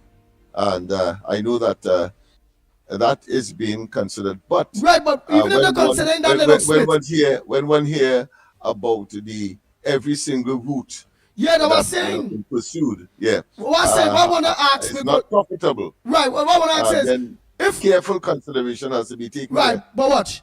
If what it is you was mentioning, Richard mentioning there that Kamala Prasad says, hey, shake them to let them know, yeah, it is. Not one route in Trinidad and Tobago are profitable, however. Hey, get all your together, make them profitable, but yet still, we adding our next route on to non-profitable, which will be more on taxpayers back. So when we add a Guyana route direct, if it is at this point in time, the act can get together yet and it's not profitable. Well, I suppose all the moving parts are supposed to be moving in concert with each other, so that she gave them 2 years, which of course I believe is a reasonable time to, reverse this situation. Or be fired. And at the same time, rubbish, or should I say true hot water or cool water, depending on the perspective of what Imbert was telling us, I think in 2002 or coming out of COVID, that of course the airline did make a couple $1 million, and then of course it made less than that the following year, but it did make a profit. And what she's saying is that it never did. That's that is something that we have to look at. Wow. And therefore there exists this arrangement coming out, of course, of the relationship between this government and between this country and the last government, as far as Ghana is concerned, and that is something on the books, on the records, and therefore what she did was merely say that out of, I'm sure, after due consideration and due diligence and due cost effectiveness to pursue that course. But of course, giving them 2 years means therefore that it's 2 years down the road we are looking at for that be profitable exercise between Africa and Trinidad and Tobago to materialize. So indeed, we can carry all of the Caribbean to Africa, because you remember we have the Afri Exim Bank that is already here, that will be embraced. Of course, there was a reluctance to do that by the last administration, and for reasons not for economic benefits or to further advance the African community in Trinidad and Tobago. We know that as a fact now. Oh, hold 1 minute there. Oh boy. Go ahead, caller. Yeah, good morning. Andy? Good morning. Good morning. I nearly say I'm listening to Dr. Paul or Lost Landing or the Bold and the Beautiful this morning. Them kind of problem is to go somewhere as well, because the problem is the main thing that happening to us right now. And we have no problem, because if Lennox, what you were saying about the Minister of Transport on the Monday night report stated that how they already negotiating with places like Ghana and other countries for landing rights and all kind of thing. So that we will see something happening out of that, because we know that they're working on it, right? And Andy, for this oil deal and thing what Prime Minister Kamala and them sign up for, right? They have to remember they just didn't sign that for their self alone. The country must know what percentage after they get this Korean. That is what I was trying to get, Felix. Because Felix, that is what I was trying to get at there with Lennox, but he said that information is not out, and that it could be secret C and wherever it go. But no. That remember that we own that the country the Trinidad citizen owner. Oh, so you are saying, Felix, which I being straight, I kind of agree with you, that let the country know, or don't get yourself involved in deals where you can't let the people know, because remember you're doing it different. No, what is the percentage for Trinidad and Tobago in this deal? The percentage wise after what is the percentage for the people of Trinidad and Tobago, and what is the percentage for the company? So you are saying you want to know. Right. Not I alone, the public should know. No, the because public should know. Remember the IMS and his stupid talk with that a non-disclosure thing that we are supposed to know. But I know in the long run we gonna know. Yeah. With this China deal and all kind of thing, we gonna know.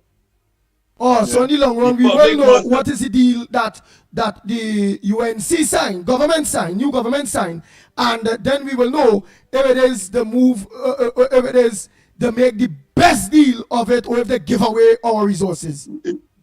Yeah, because that is we own, that UNC own, that is the citizen of Trinidad and Tobago own.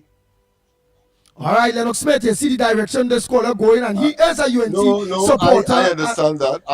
He wants to know ideal, what is the deal. But that's the ideal. But the reality is that in these kinds of matters that has been cultural and traditional and so on, that there's a non-disclosure clause that goes with the arrangement. No, make sure now.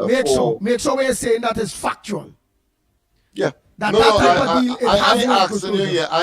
It is not conjecture. That is part of it. Yes. Because you see, it may create some. You see, let me put it this way: the government is elected to act on behalf of the people, and therefore, one expects that they will do and act in the best interest of the people. That's the principle on which one can, let's say, ratify or compromise that principle of non-disclosure, because the government is expected to act in the best interest of the people, because the people give them the mandate. Of course, at the end of 5 years, the people will now decide whether or not they acted in the best interest. That being as it is no excuse. Is no excuse not Lennox, to disclose. Everybody will want to talk after. Lennox, the man say you will talk after. Lennox, the man say you will talk after. Yeah. Go ahead. And that will come like as if they're going and dance the Congo line dance like what Rowley and Sergio and Moses and all of them do. Because up till now we don't know what kind of deal this man went and signed over there for. If it's for what? So you are technically saying, Felix, and I tell you, I tend to agree with you, but if it is that our laws, as Lennox said, debarring them from doing that, I tend to say, well, they can't go down that road. But anyway, take it 5 years from now, or it will come out anyhow. You understand? Yeah. So either or it will come out, right? So what are you? So you are saying that based on the new politics and based on how Rowley them operate and this non-disclosure thing, that you find that our government supposed to be, this new government, our new government, supposed to be more supposed to give us transparency. Might not be able to go deep, but at least give you an idea based on the percentage when that time reach of the profit sharing. Right, and this is what the citizen voted in office for. Yeah. That type of honesty. Yeah, transparency. All right. You can't vex with Lennox, you can't vex with Felix based on what it is he's saying and what he believed, because I and all I felt that is what was doing too.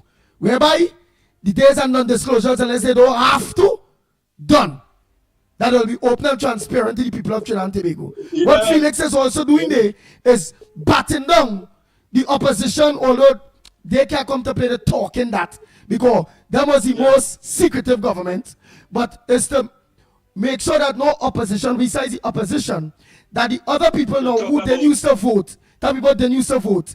And they didn't used to vote because politicians wasn't talking like how Kamala Prasad says talking now. So it have a lot of people in interest, and now they're watching to see if it is Kamala Prasad says walking the walk, talking the talk, and also walking the walk. So it's on that aspect, you mean, Felix? Yeah, the last word, Andy, don't open the track for Guti to run. Okay. You will hear from me later. All right, understood. Oh, it's your opinion. That was mine's on to your opinion, but I understand what you're saying, and it's a very. I have grown over the years to understand that there are always exceptions to certain rules, and if this is a big gesture for Trinidad and Tobago, I mean, anybody with a modicum of kind of common sense will understand that, and therefore you may have to compromise one or two things in order to satisfy the greater good. As in that context I am speaking, that is why I talked about the elections, and of course the scorecard at the end of the period, 5 years, to determine whether or not they acted in the best interest of the people. When they, for example, did not or was constrained to make a disclosure, in spite of the fact that there is this principle that they will be transparent and accountable to the people. Okay. Oh boy, next caller.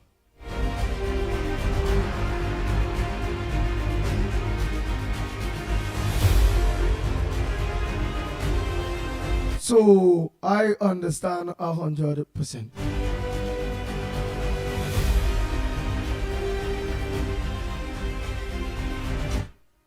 Andy, good morning. Self-sufficiency is about food and fuel. They got pill and shell. Because woman or man or woman man, you're in. I don't want to say the word, I almost slipped it out. But Andy, profit sharing is when you take out all your expense, the profit could be $49.51. Right, the profits could be $49.51. Yeah, that sounds fair. Exxon get 49, Trinidad get 51. Profit share. Right. But of course you have to take out the expense because you are an investor. I do that. You do that. So it don't have a percentage. All right. So I catch what you're saying, and I want to believe everybody catch what you're saying. Thanks so much, Orlando in the house. So most likely the reason why we cannot have a percentage with what Orlando bring to the table there, Lennox Smith. I ain't not playing rest of voice note. I catch what he's saying. It have no way the government and Exxon go into that aspect of percentage wise, because they're only at the first stage, which is here it is. Let me find the thing and we don't know. All you have to give me back my money because I paying it out to find the thing or whatever. When we do get it, all you will give me back my money, but now we will sit down and talk how much percentage that, and then we don't reach that level yet. So the government can't come and tell you anything else. The caller would have indicated the typical, because in my research that is where I would have seen usually, because the government will still own the asset, but even though they would have put out the money and searched for it, that 49.51 seemed to be the standard thing. And nobody should, of course, annoy themselves because I said 50-50, because it's almost 50-50. Right, hold 1 minute. Go ahead, Orlando. Explain this. I don't want to play those voice notes. No, Andy, morning to Lennox, Mickie, and ask you that question. If ExxonMobil put out $50 billion to go and find oil, and they do not find any oil. Is the government of Trinidad and Tobago going to pay them half, $25 billion for exploring? So that's the question. When you have certain deals, you cannot disclose it. But according to what I know, and I mean, I read a lot, it's normally a 4951, a Yeah. 4951 agreement. That's normally the case, unless after a certain amount of time they want to buy out the agreement or whatever. But if Exxon put up $50 billion to find oil and they did not find, and the Trinidad government going to give them $25 billion so they can come out evenly and call it a deal, it don't work that way, Felix. Felix, my friend, I'm very sorry. No, no, no, Good no, no, morning, no, no, Andy. no, no, no, The mic. no, no, no, no, no. Yeah, yeah. What Don't Felix? worry No, no, about no, no, no. Exxon lost that money if they Exactly. if they It did is find. nothing. Right, and that is not Exactly. the, but that is not Felix issue.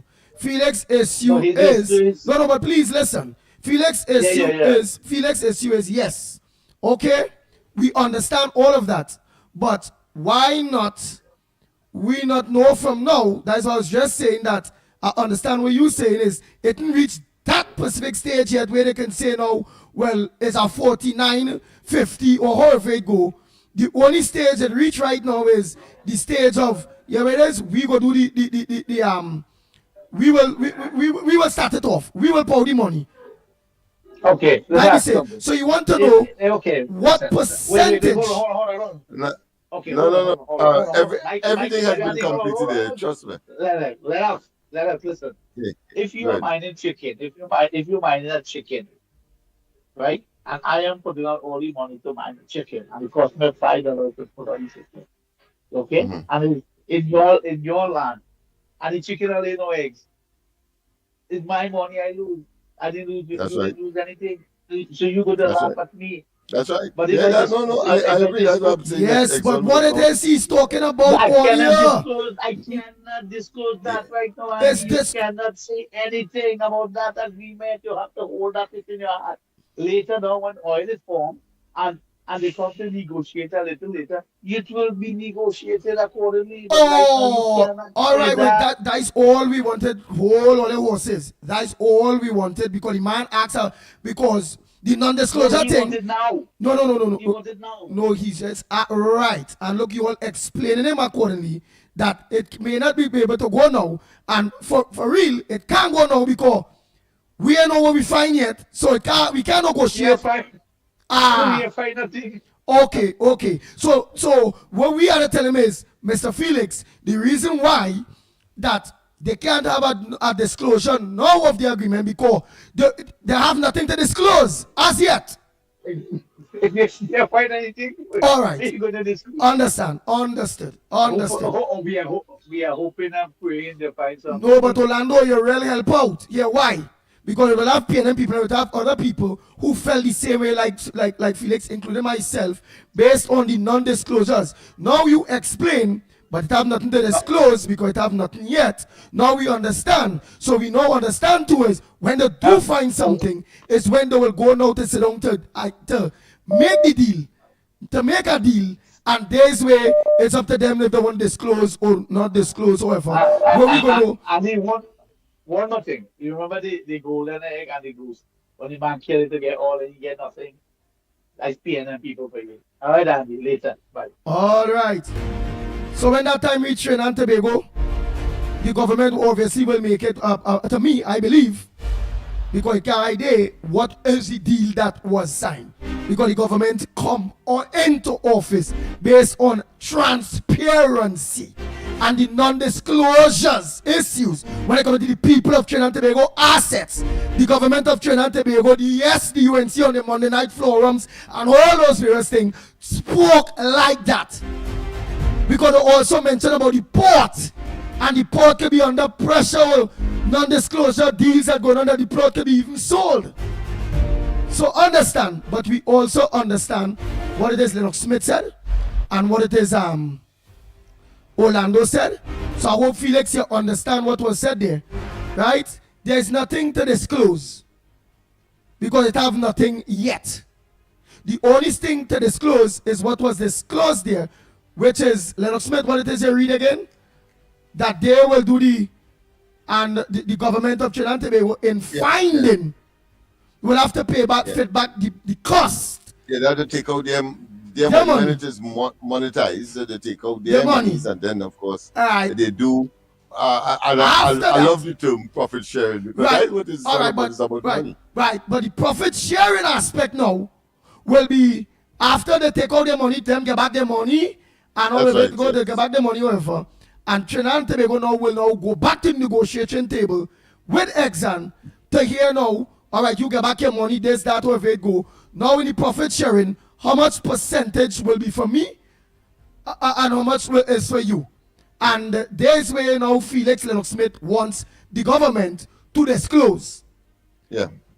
And I'm sure there's a framework arrangement which is part and parcel of the whole process. So people have an idea in their minds as to what it is. But as you rightly said, for all intents and purposes, and for this discussion, certainly we can leave it there. Because there's nothing yet. Yeah, because there's nothing as yet. Yes. There's nothing as yet. Oh boy, it's understood. Felix understood. There's another issue that. Wait. We have two callers waiting. We have two. Yeah. All right, go ahead. I'll speak afterwards. Hello. Good morning. Good morning to you. All right, and so and Lennox, Trinidad and Tobago. Remember, these are international companies who would be bidding worldwide for acreage. Yes. So they would generally go for the better deal anywhere they get it. Hence the reason for the initial non-disclosure in the agreement, because they might have negotiations taking place elsewhere where they are hoping to get better deals. Remember, they are on the market to win. Yes? They are investors. They are putting their money out there. What the government of Trinidad and Tobago has to do is to be prudent and get what is best for Trinidad and Tobago.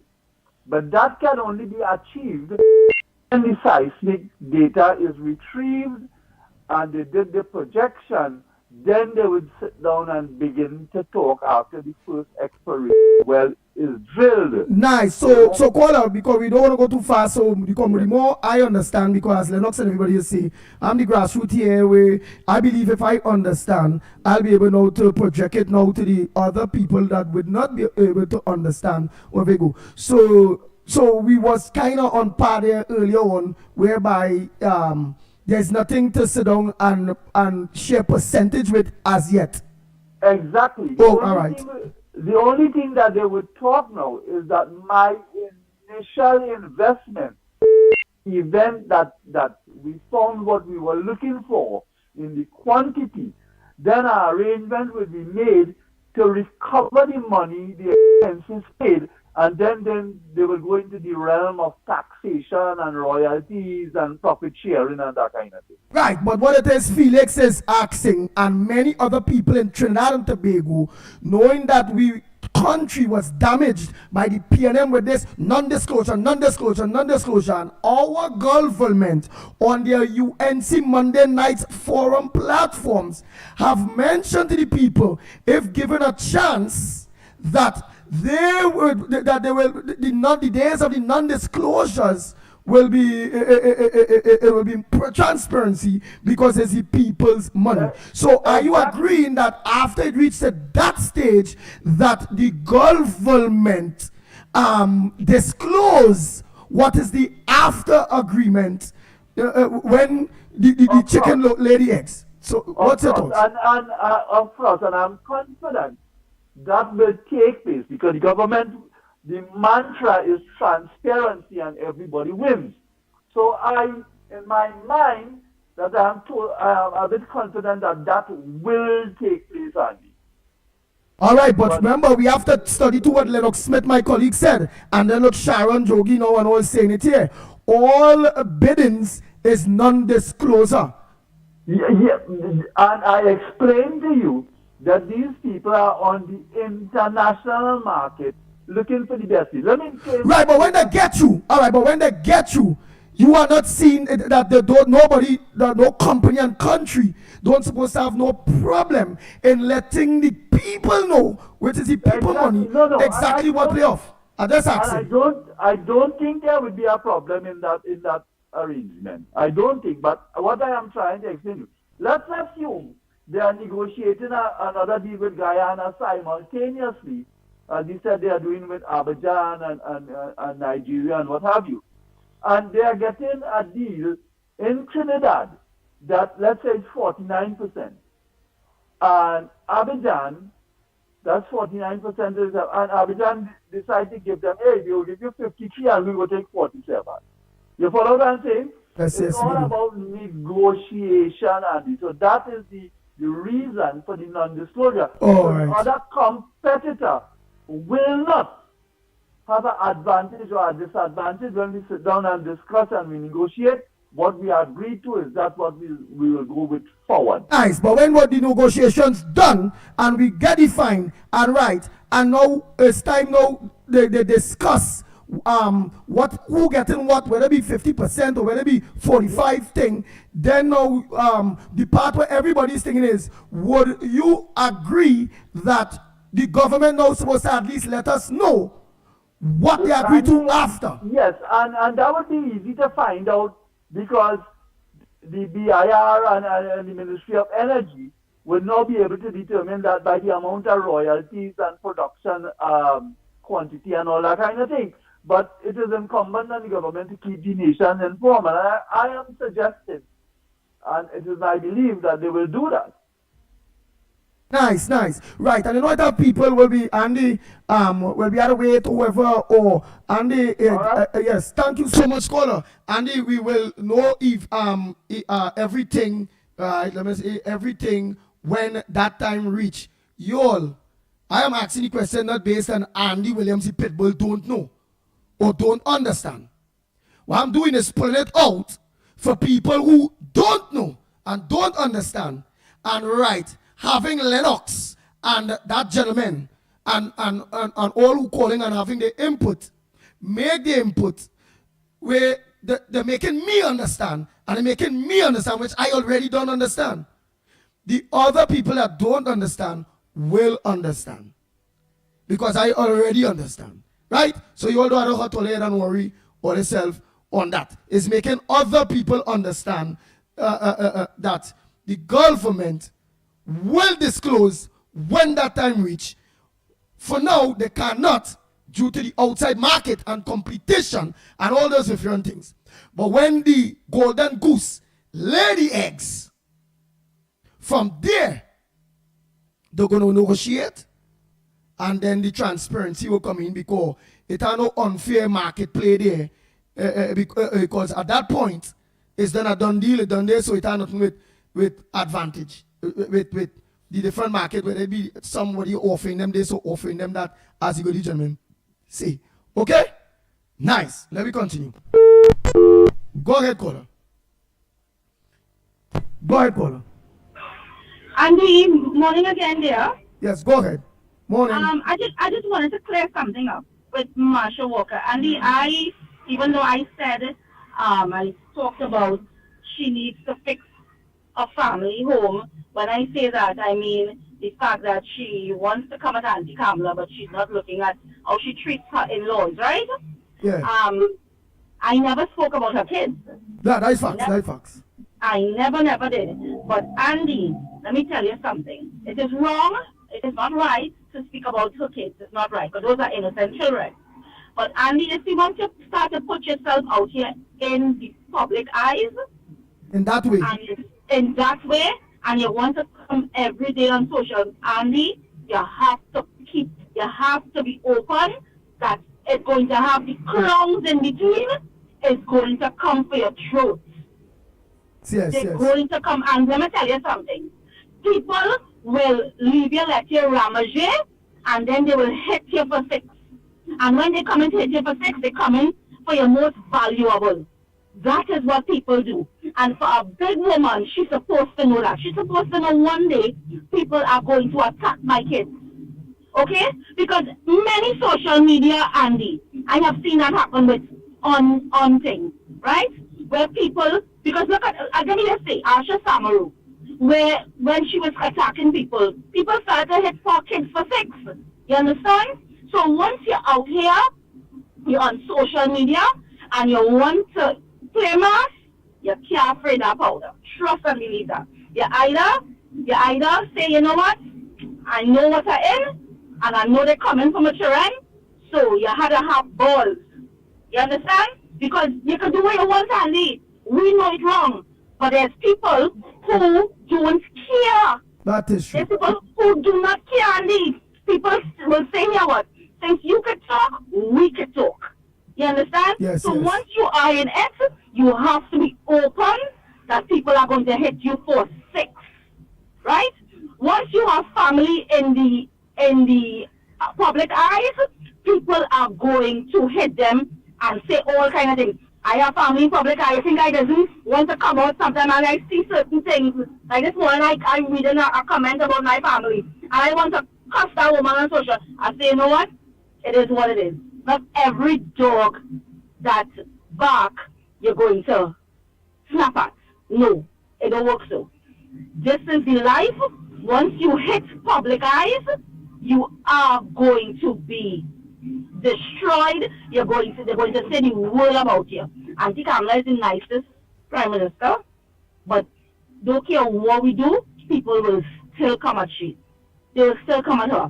But at the end of the day, she knows who she is. You understand? And once you know who you are, and you know, hey, these are just accusations that doesn't make sense, people are stupid, you just go ahead your business. But Marsha Walker, Andy, has, let me tell you, she put herself there. She put herself there, and I'm not sorry for her. You know why? Because Marsha Walker has, listen, that girl tried to bring Auntie Kamala down to the lowest, but she cannot, because Auntie Kamala is Auntie Kamala. You cannot do it, right? So the same way you want to drag another woman down, a woman who could be your grandmother, right? You don't expect her to come for your kids? Come on, lady, you can't play mass and fade powder, or else stay out the public eyes. Mind your business, see about your home, and leave the public eyes alone. Or else, there's people, I meant to do it, but there's people who do not care out here. People who do not care, they will come for you.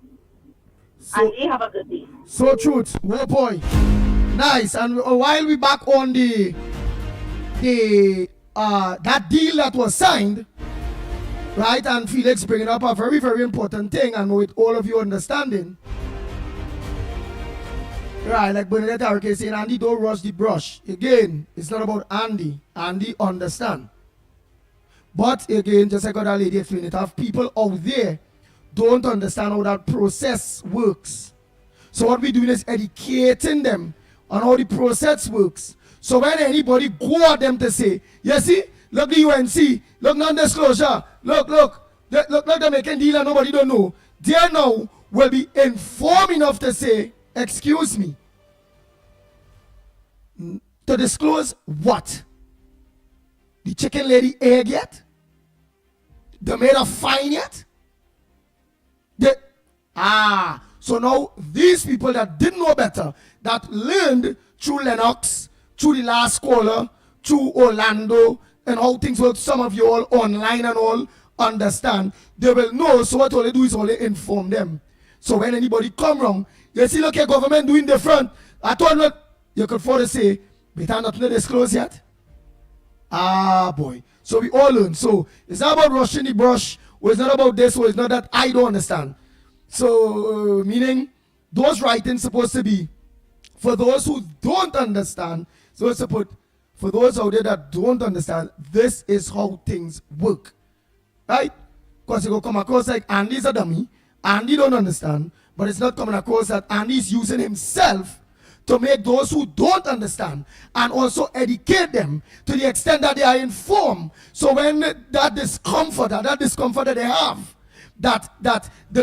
we bring a sort of comfort to them on the grounds of there's nothing to disclose at this point in time yet. And that stage of discomfort will come, that ain't reach that stage yet, and that stage will reach where you will either discomfort will continue or you will have a relief by the government itself, letting you know when we make a deal is 41.50, 51, 41, 49, 51, or however it go, right? So that is what that is about. It's about learning. Okay? Right. Go ahead, next caller. Hey, you're holding long. Okay, man, Go ahead. Go ahead, next caller. Anyway. Good morning, Andy, Lennox, Mickie, Trinidad and Tobago, and all the listeners on the World Wide Web. Uncle Lennox, a pleasant good morning to you, Uncle Lennox. So, Andy, remember Guyana under the last Prime Minister who, with the election, and already say he declared, right, Granger, right, had signed 2% with the same oil giant for the exploration in Guyana. 2% the Guyanese people, the people of Guyana would get. When the government had changed, and His Excellency Offered Ali, and then take power, every other exploration license issue in Guyana for the company to explore, they had set out the rules that how it will be shared amongst the entities. You want to come and do business, this is what it will be.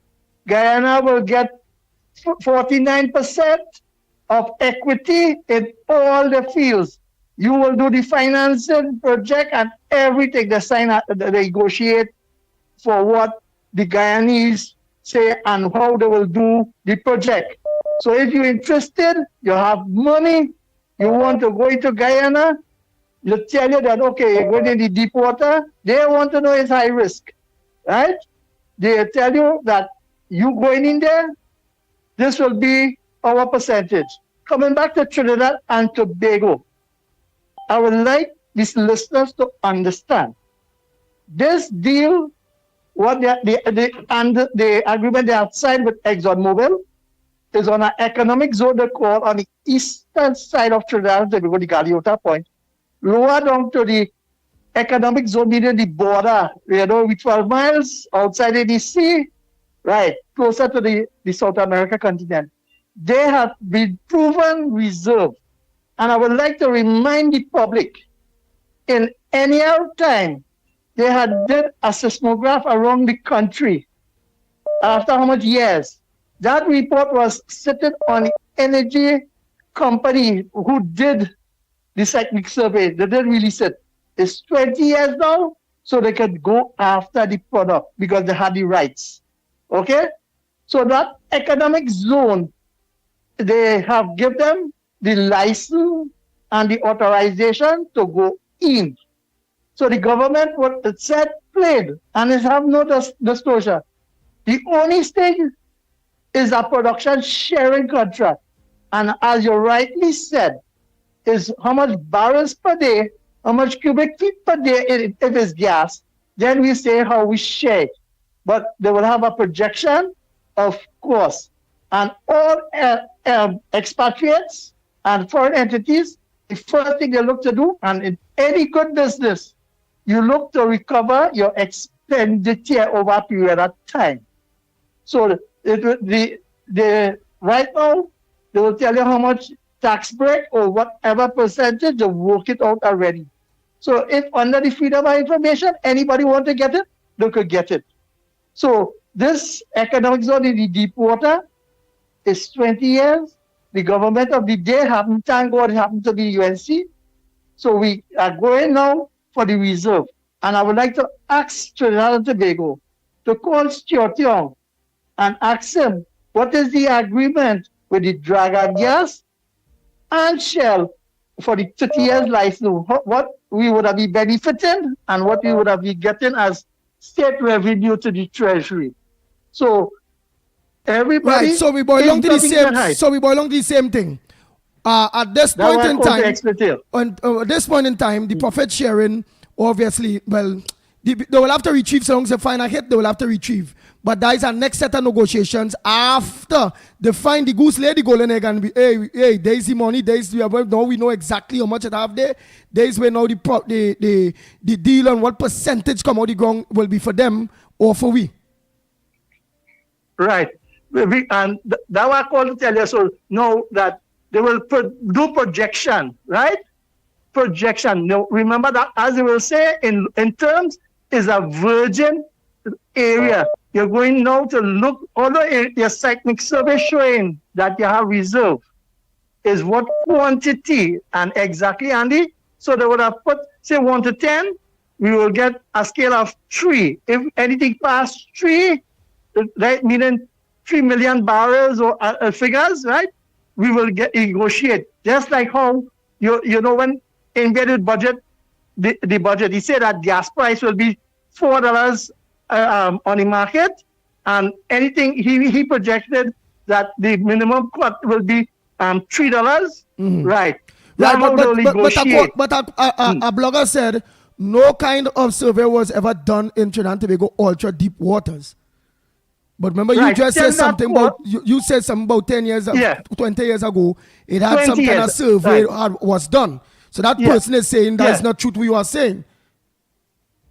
Right. Tell that blogger, right, to go back in time and see when ExxonMobil and Chevron, okay, they did a 3D, one of the heaviest seismic survey around Trinidad and Tobago, just after the Robinson government, the NER, right? They do it. Patrick Manning came in and they get that report. The company who did it, right, did that survey around Trinidad and the waters of Trinidad and Tobago, right? They get all the report. The company who did this the survey, they had kept the report and they didn't release it because the government at the time didn't see it fit to buy the report.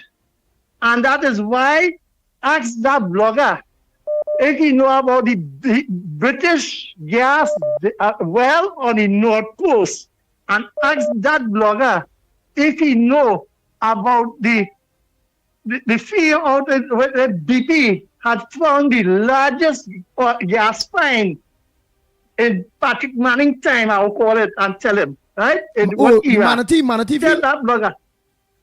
No, not the Manatee. The Manatee and the Dragon, that is how they get that report to know where the gas sitting down, that from that same seismic survey. And they went for that so gas. So you saying it right? have a bigger fine somewhere there that already they still too, and it have a report for it? Andy? Yes, Andy. No, BP had, that is 10 years ago, 15 years, just before Patrick Manning leave office, the BP had bring in one of the largest gas find on the East Coast. I'm not going to call the name of the field, right? So I'll tell you the company name. Right, but is it operational now? Meaning the drill it with the gas find and will be getting gas? And where think all the gas coming from? And where think we getting all the gas right now from 40 and Tech? And that what Rowley and Stuart Young and them mash up, right? And the drain and the suck out. So that's what the suck out to run them plants on them. So Understood.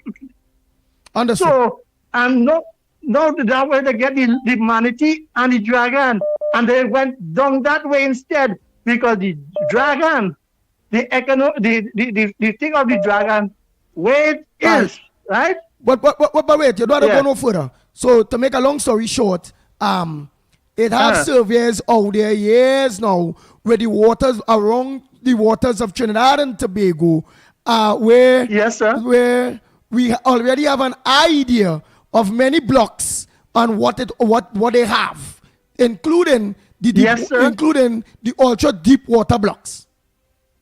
Yes, sir. All right, thank you so much. So I'll hear where you say they have to go to find out, right? So they will do that. Go ahead, caller. Morning. Where you calling from? What's your contribution on the Gong Report this morning? Good morning, Andy. Good morning, Lennox. Good morning, Mickie. This is Mike W. from Toronto, my brother. Hi, Mike W. Toronto. Go ahead, my brother. I would like to weigh in on the conversation this morning, but before I say anything, I just want to say I'm so proud to be a Trinidadian. That Monday night delivery by the Prime Minister, the Honorable Prime Minister, Ms. Kamala Bissessa, it was amazing to hear and so uplifting to hear about the 100 days that has gone and what the future holds for Trinidad and Tobago. It's nothing but good things. And we just have to give them the time. I mean, in 3 months, if they do so much, I can't wait to see what they will do in the next 1 or 2 years, my brother. Anyway, just want to say a little bit about the Exxon deal that is going on.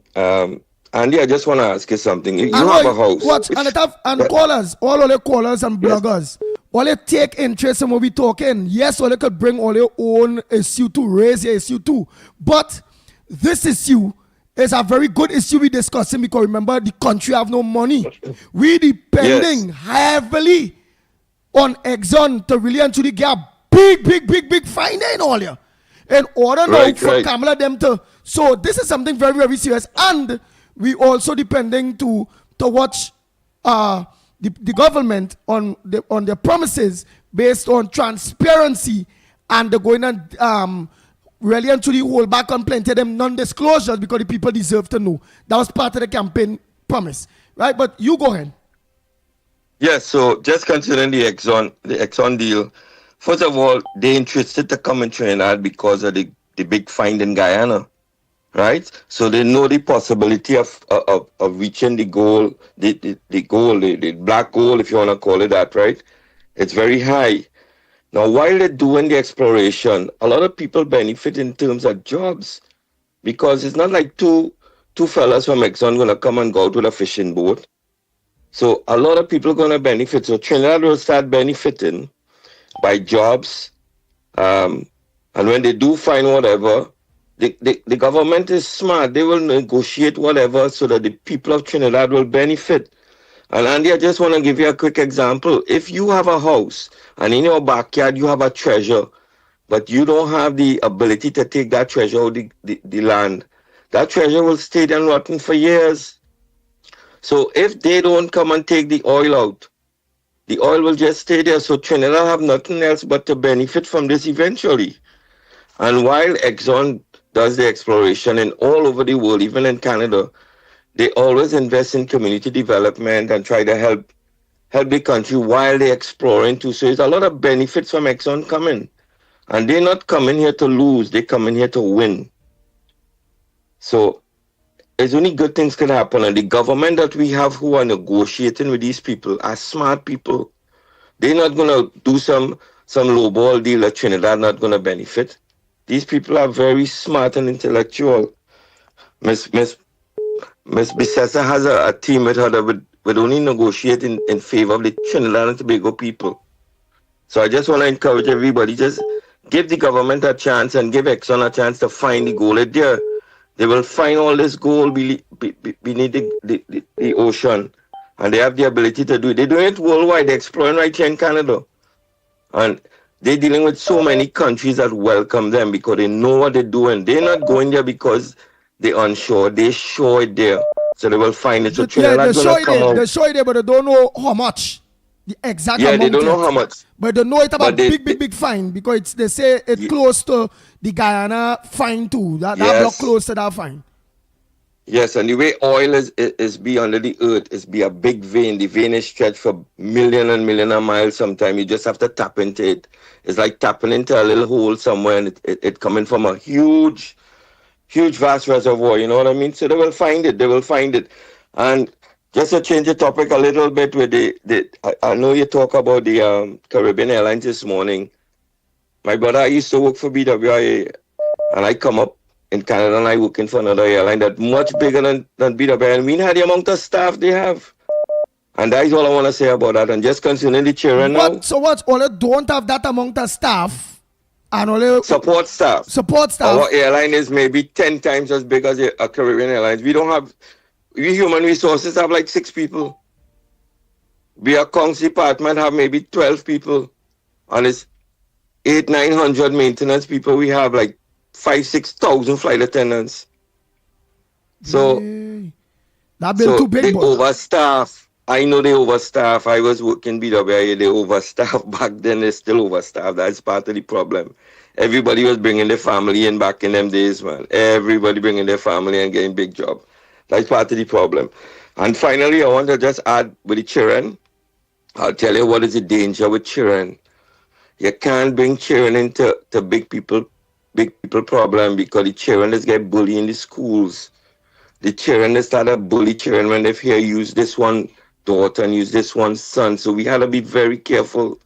We can't destroy the youths because them is the nation's future. So everybody on both sides, PNM, UNC, no party, new party, don't involve the children innocent. And God go get mad with Trinidad if we start doing that because God love the children, you know. God love the children because the children innocent. Don't involve the children. All right, partner. All right, my brother. Enjoying your program once again. Like always, MW. I wonder if his family. Yeah, Mike Williams. Say it loud. Mike Williams. I'm your family. Yes, you are. All right, brother. All right, brother. That's Mike Williams over there, Toronto, man. A good one. So I watch on you all front burner from since Monday the budget to the signing of Exxon, the Carney workers, 200 of them or so, I think I heard Miss Santa Cruz. With 400 of them getting through with their lease. And then the telecommunications 600 internship or some sort of internship. Lennox Smith, the 600 internship when we committed TSTT. When Kamala said that this party internship because it's all about, of course, consistent with the statement she made last Monday that you want quality jobs, you want, of course, a living wage, as the trade unions love to say, and that, of course, decrying or throwing hot water on the propensity for cutting grass. Right, I think that crystallizes the entire thing. Nice. Here it is. Barapo, I'm glad that you called because I know you have been in the oil industry for years. So you'll be very okura with what it is we discussing here, however. And you as a man and all that was in the campaign trail was very, very serious when it coming to non-disclosures. You hit all how when it coming to non-disclosures and the people must know and all those various things. Philip bring that very good point, which I kind of agree, which I learned now. Well, it have nothing to disclose yet. All could be disclosed is the interim stages of, hey, we go out with money, we go thing, and then so long as we get something, we will sit down now and we will, you have to give me back my money, and then we will now organize and have conversation on how the money, what percentage, where, what, and how. Right? Morning. Right. Morning. Good morning, Andy. Good morning, Lennox. Good morning, Trinidad and Tobago. Right. Andy, So, but you understand, right? And I don't want you batting down Felix because it have many others like Felix on the campaign trail. Our government, I and all hear them. I mentioned about the days and the non-disclosures and whatever, and the people deserve a right to know.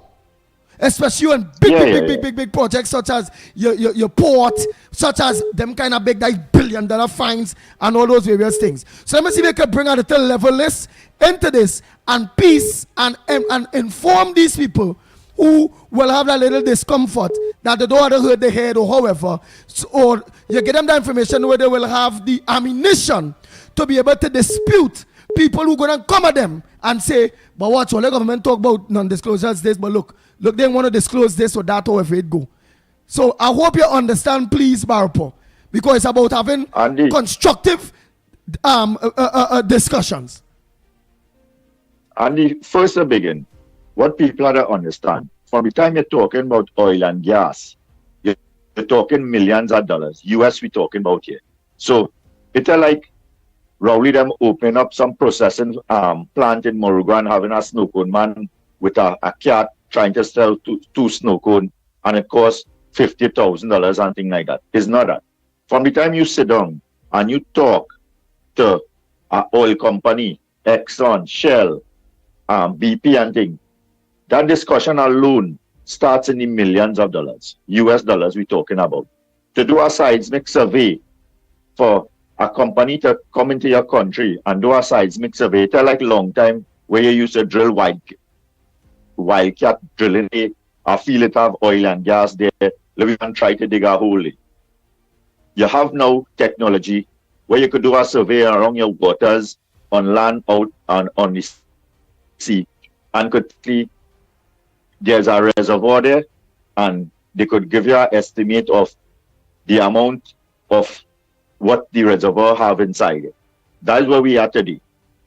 So from the talk seismic survey, we starting with millions of dollars there. Then to set up drilling and bringing platforms and things, that's another set of millions and billions of dollars you're talking about there. So no company ain't going to just come into your country and say, I'm going to bring all my equipment and spend all this set of money and fail. They have to come with negotiations with the government, which would allow them certain amount of space to say, hey, tax breaks and all those various things. Yeah.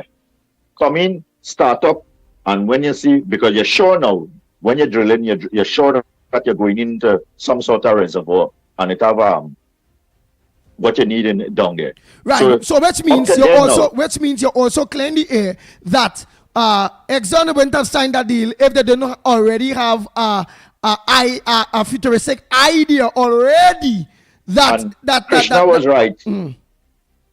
Faizabad Krishna name was right. When that seismic survey was done on the north coast, that the deep water drilling. Oh, that Faizabad. That Mr. Faizabad. Yeah. Well, go ahead. And that was about 20 or 25 years ago. I could remember exactly when that boat was doing that seismic up and down the north coast. You used to see sometime when you're going to Tobago and thing. And they explored that. But at that time, it didn't have the resource and the real technology to go so deep in them in that kind of depth now. So as time goes by now, you have that technology, you could use it. So these people can probably know that we have the reserves there. Because you have to remember, the vein that is connecting Trinidad to Guyana and Venezuela, if you map out that, you will realize it's like one pipeline running straight up the road, And Venezuela have the largest reserve in the world, of crude oil and gas. And that same vein passes through Trinidad, going up to Guyana and all these kind of things. So we know for sure that there are massive reserves. We have the hibiscus platform on that coast there also that is producing gas and all these kind of things. What we didn't do and what we should have done in the earlies is to make more investment into our energy sector. And that's where the PNM they fail miserably. Like you win a lotto and you feel like the end of everything, you're just spending money willy-willy, and how Eric Williams used to say, we don't have to worry about nothing again. That is where we are today, because when Trintoma platform, that was the first gas platform was put down in Trinidad and Tobago. That was owned by Trinidad and Tobago. There was a major gas find on that platform. And I don't know if it was sabotage or wherever it happened. When they was drilling another well, the well that had that amount of gas, well number 4, they drilled into the casing on that well that was already drilled and producing. They drilled another well and they went and drilled into the casing, and it had a major blowout on the platform. And all the gas blew out. They didn't have that kind of protection and thing at that time. And then that created a big disaster on that platform.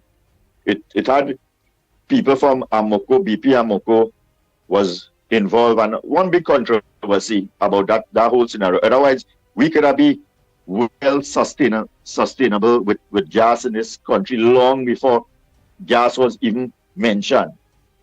All we was focusing on crude oil at the time, and then Trintoma come and place that platform offshore, and then we found gas, and then Manning come and sell out the platform for $200 million or some kind of thing, something like that, and probably give it away. Same thing they do with the BP reserve, and they just make everything run down. Whatever we get, we just accept it and just let everything run down. Now we're in a position, now we had to go and look and find back gas and oil and things to think. If we don't find gas in the quantity of trillion cubic feet, we are making sense in Trinidad and Tobago anymore. Because billion cubic feet, which is what we are getting right now, could hardly maintain Point Lisas, NGC, and the demands. So what Trinidad and Tobago need, we need some gas find in the trillion cubic feet, 10 trillion cubic feet, 100 trillion cubic feet to make all these plants on necessary, like to bring back, if you had to bring back the steel plant, they would need gas. If you, the whole industrial estate down in Point Lisas there, half our nearly 3/4 of the plant is down because they don't have the gas and all these kind of things. So that is where we are today. Right, and so we are that. When you but we are at that level today with that aspect. Right, with Exxon, they're going to drill for oil, or it's for oil and gas. Well, it will be oil and gas, mostly focused on gas, because that deep water area down on that side, it have plenty gas reserve on that area. Also, they'll be mostly focusing on the gas. Yeah, Exxon Mobil is mostly gas and well. But so long as they find big oil, they will pull the oil one time too. Yeah, well, it will be a equivalent. A reservoir don't only have gas alone. It have oil, gas, condensate, and water. That is form a reservoir in the ground. All right. So when you're going down, if according to the amount of gas it have in the reservoir, that would be beneficial. You have oil also, you have condensate, and you have water in the reservoir. That's what is form a reservoir. So no matter what way you drill, it always have amount of gas, it will always have amount of oil, and it will always have water in that reservoir. Okay. If you now as the platform and the owner of the drilling company have to know how to draw it out and prevent any kind of collapse in the reservoir and thing to create sand and cave-in and all kind of thing. So that is a whole different aspect. Okay. But negotiating now with this company, you cannot be negotiating like if you some kind of bully. Remember, these people could go anywhere in the world and set up their operation and be profitable. You know. They don't have to come to Trinidad and Tobago, you know. But because now we could afford them a certain amount of tax concessions and allow them to come and do the thing, and then we negotiate now to like the market value of what it costs to produce a barrel of oil or a cubic feet of grass, and then you work out something to benefit from that. And remember, we don't manufacture nothing in Trinidad and Tobago. This contribute to offshore operation. Eh? So like if you want a valve, if you want a flange, if you want anything, all these things this company just had to bring in for when they're ready to have their operation streamlined, you know. So when you have sensible people could sit down and negotiate with this company and make it attractive for them, your country will benefit. But that is not something you could go and talk, like if you're talking in a rum shop and say, boy, you know, we bring these people and they're paying me $100 to do this and thing. These companies just like to have that certain amount of confidentiality and respect to know that how they might have plenty competitors outside there too. So it's the same way like if you have your radio station and it have plenty other radio station want to take your space. So it's a certain amount of confidentiality and thing you have to keep in order so that your deal could go through. You understand? So people have to understand that the government can't just come and say, hey, we're bringing these people and this is what we're going to do and thing. They here is like trying to catch fly with honey rather than with vinegar. Understood. We have to bring back. Remember, plenty people didn't want to come around this country when Rowley them was here. You know, the only person was attracted to Trinidad and Tobago was Maduro. You know, and we know where that leaves Trinidad and Tobago. You understand? So now that we've seen a different level of communication, we've seen a different level of negotiation, we've seen a different level, a lot of things now will change in the country for the better. Nice. Who knows, with the same company that drilling here and drilling in Guyana, the oil could pull back now and benefit the refinery Trinidad and Tobago now. I feel that's where we're going. You understand? I feel that's the whole purpose of the government taking that Exxon going, because we already have the infrastructure where they could have the oil and the thing come to refinery. Then Guyana don't have none now, or they have to be exporting it quite up Texas side of this, so far, which will be closer here, so which will be more profitable to them.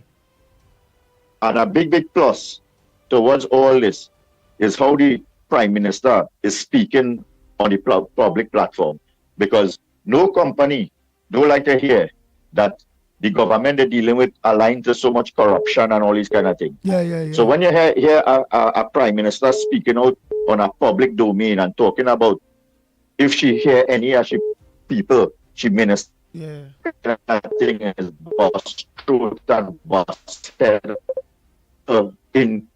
encourage investors to say, hey, we could carry our company and don't be aligned to any kind of corrupt government or corrupt situation around the world to make the name look bad. And then when they heard too that she mentioning she technically attacking her own ministers and them know, oh, I don't know about 2-3 all you don't send down there with the enemy, you know. No, okay. I ain't there, boy. Option and some kind of thief in his. Yeah. Yeah. So that is just about it. But everything I seen from now looks positive and it have a direction that Trinidad and Tobago have to benefit. I agree with you. Thanks so much, Mr. Barapo. Oh boy, oh boy.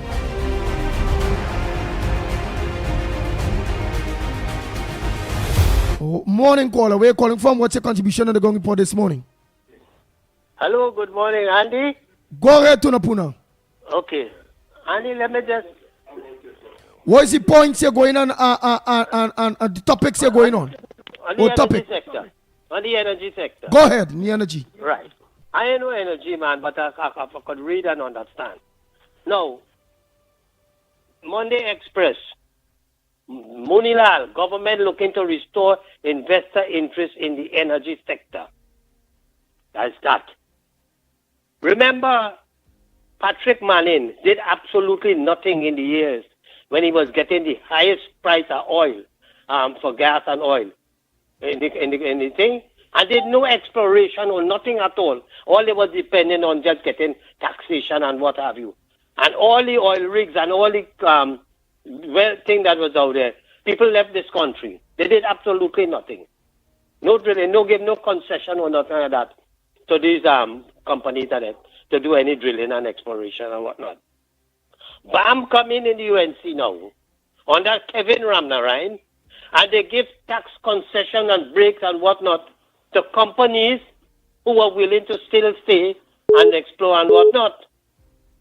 And when they did that, that is what redounded to the benefit of this country, because we had oil rigs and companies and they just idly by doing nothing. And because of Kevin Ramnarine witty transaction and deals, we got these companies to drill and to produce and whatnot that enhance our revenue. Only after then they come and they remove the UNC government.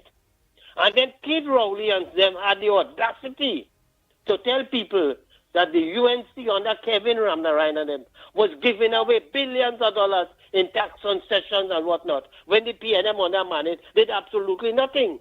And as Parapo rightfully said, that, you know, you have to give tax breaks and concessions and what have you and thing, and a level of secrecy and what other thing.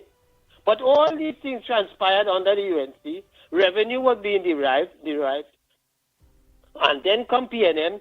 They did absolutely nothing but just go and propagate that UNC give away how much billions and billions of dollars in tax concessions and whatnot and whatnot. All right, now continue because we don't know that they did that. Right. So you go ahead, continue. They did absolutely nothing.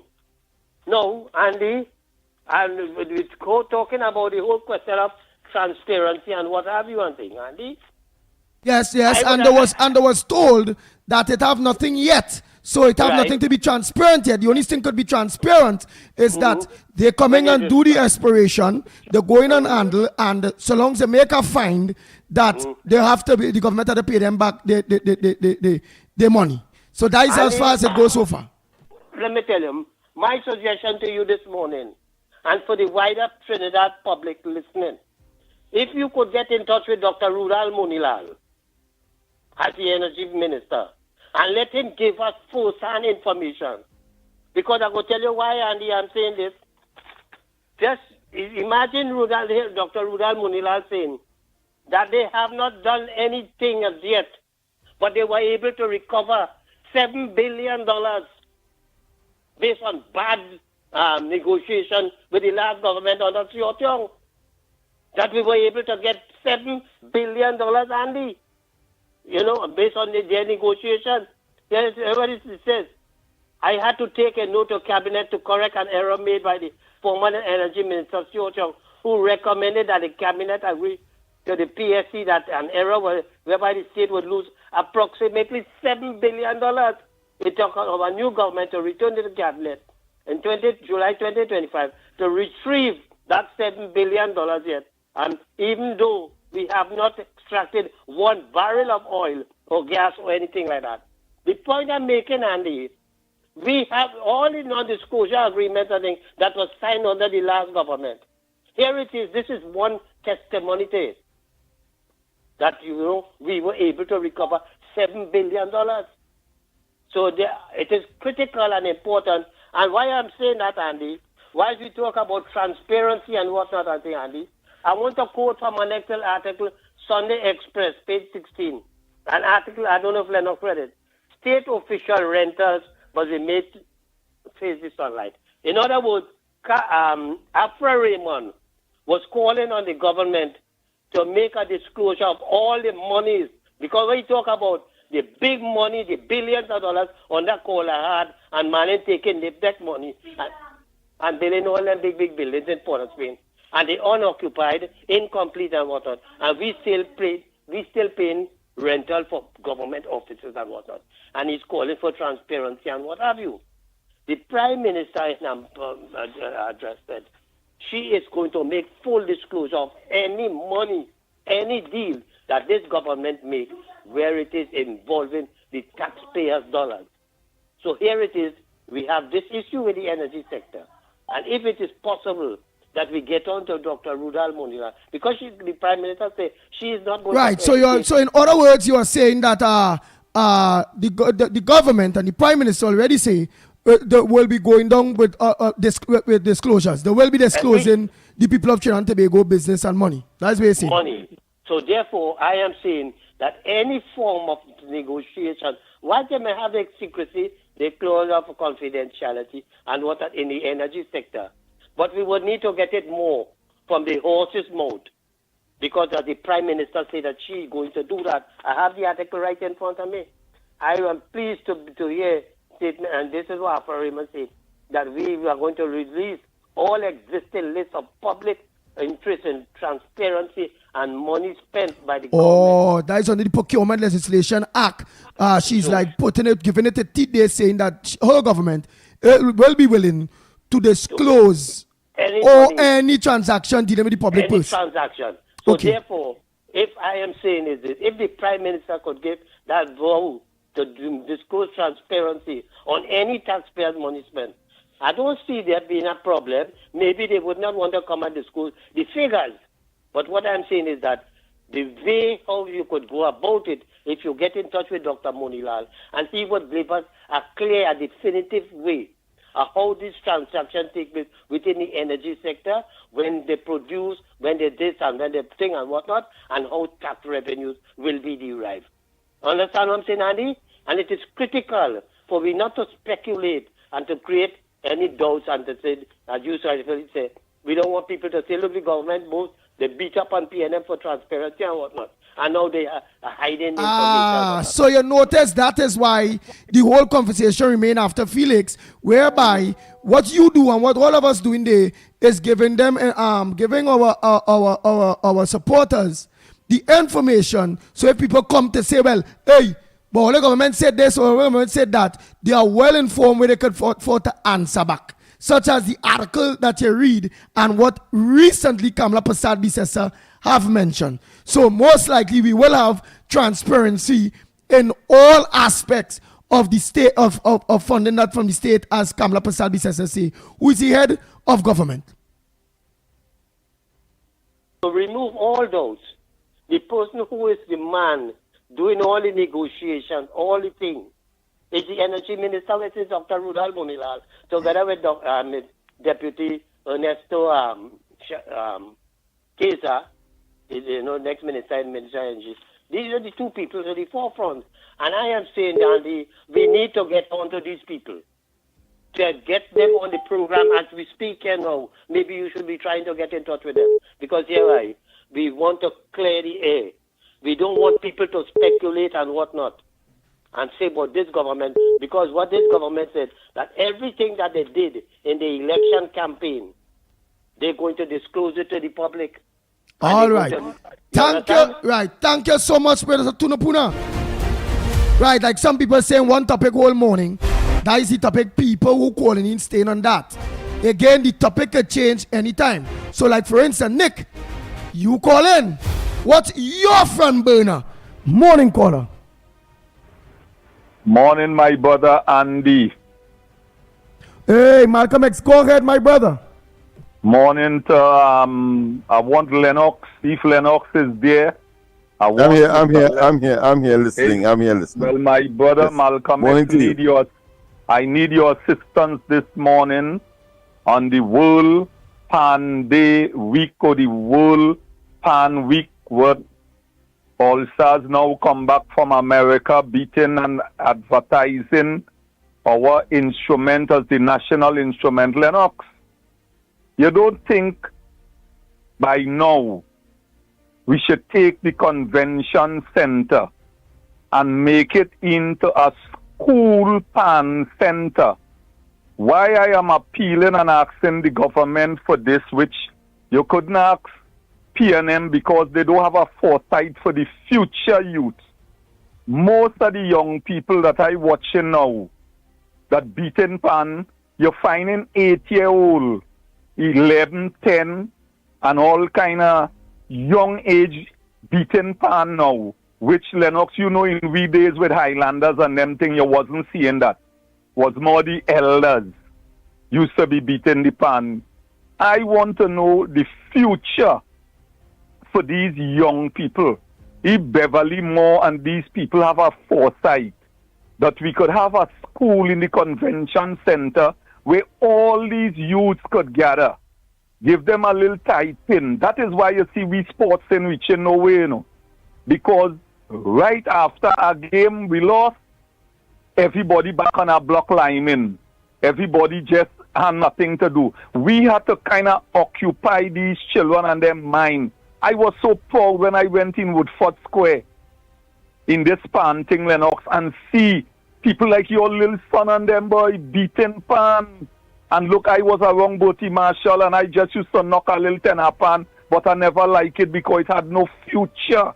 But now we see it making a future, like how we supposed to recognize we pan, like how America recognize basketball.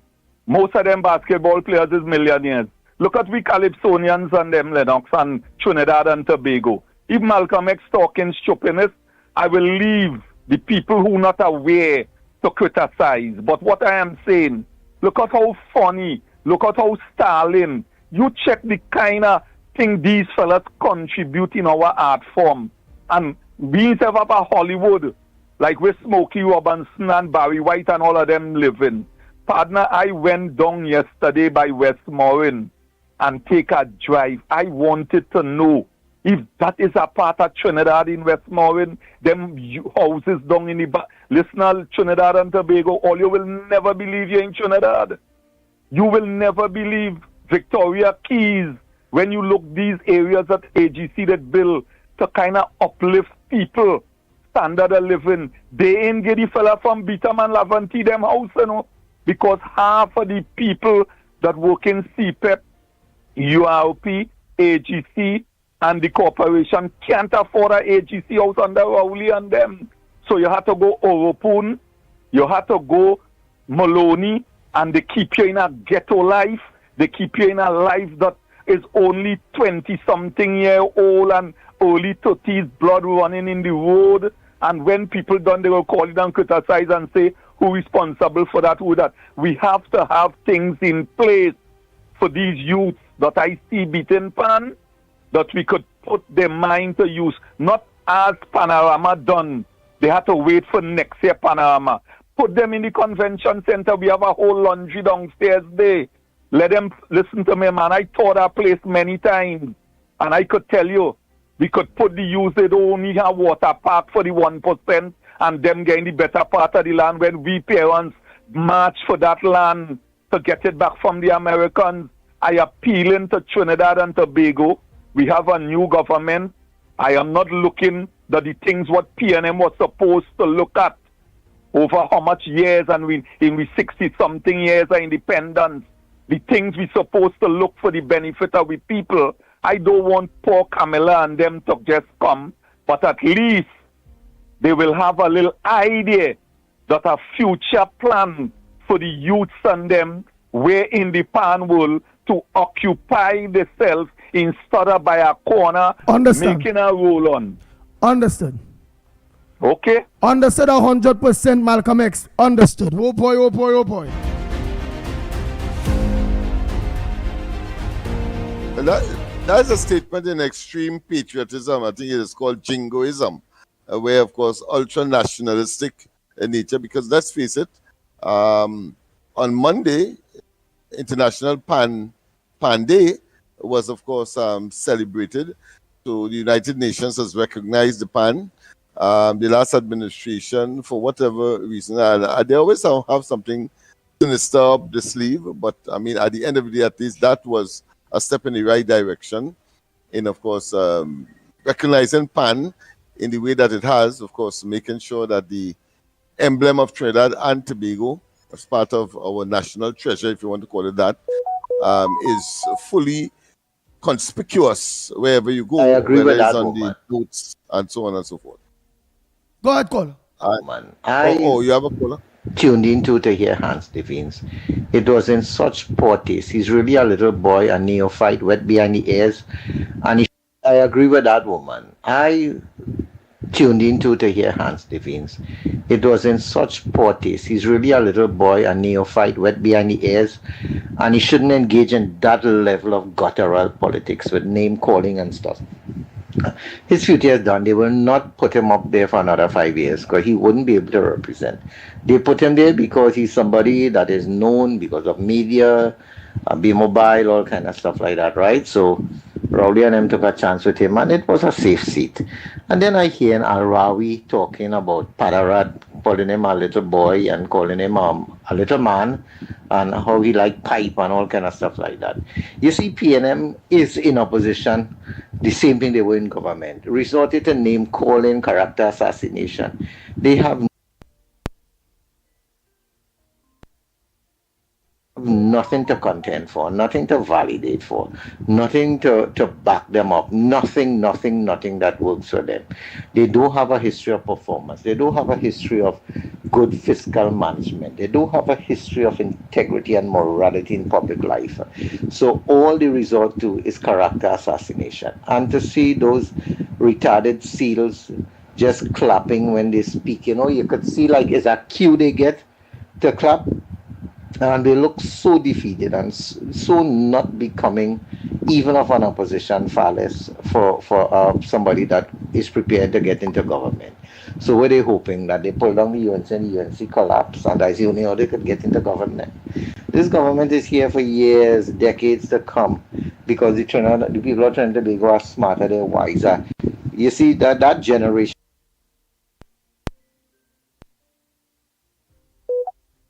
that born and die PNM, that generation die out for the most part. It's just a few illiterates now, and if the UNC continue to educate people, move them out from the dependency syndrome, because the PNM built the facilities like the dependency syndromes organizations and institutions to keep people there as a vote bank, and they were nothing more to the PNM than a vote bank. And I hope that even the CPEP workers would realize that, because this government do not want to create another generation of dependents. They want to create a generation of people forwarding that is educated, that could be self-sufficient, that could take care of themselves, teach them business, teach them commerce, open back up the university at Debe, cause opportunities for education. PNM is anti-education, anti-development. And as somebody was saying, the greatest weapon against the PNM is an educated citizen of Trinidad and Tobago. So God bless our nation. God bless our nation.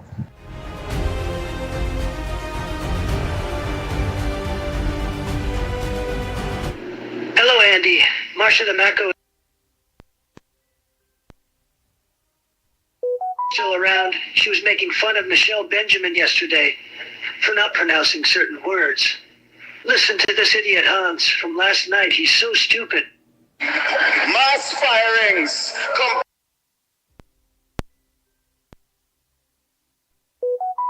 Compounded lies. A vindictive AG. A two-day prime minister that is ready to bust some ministers' heads. The UNC cannot run this place.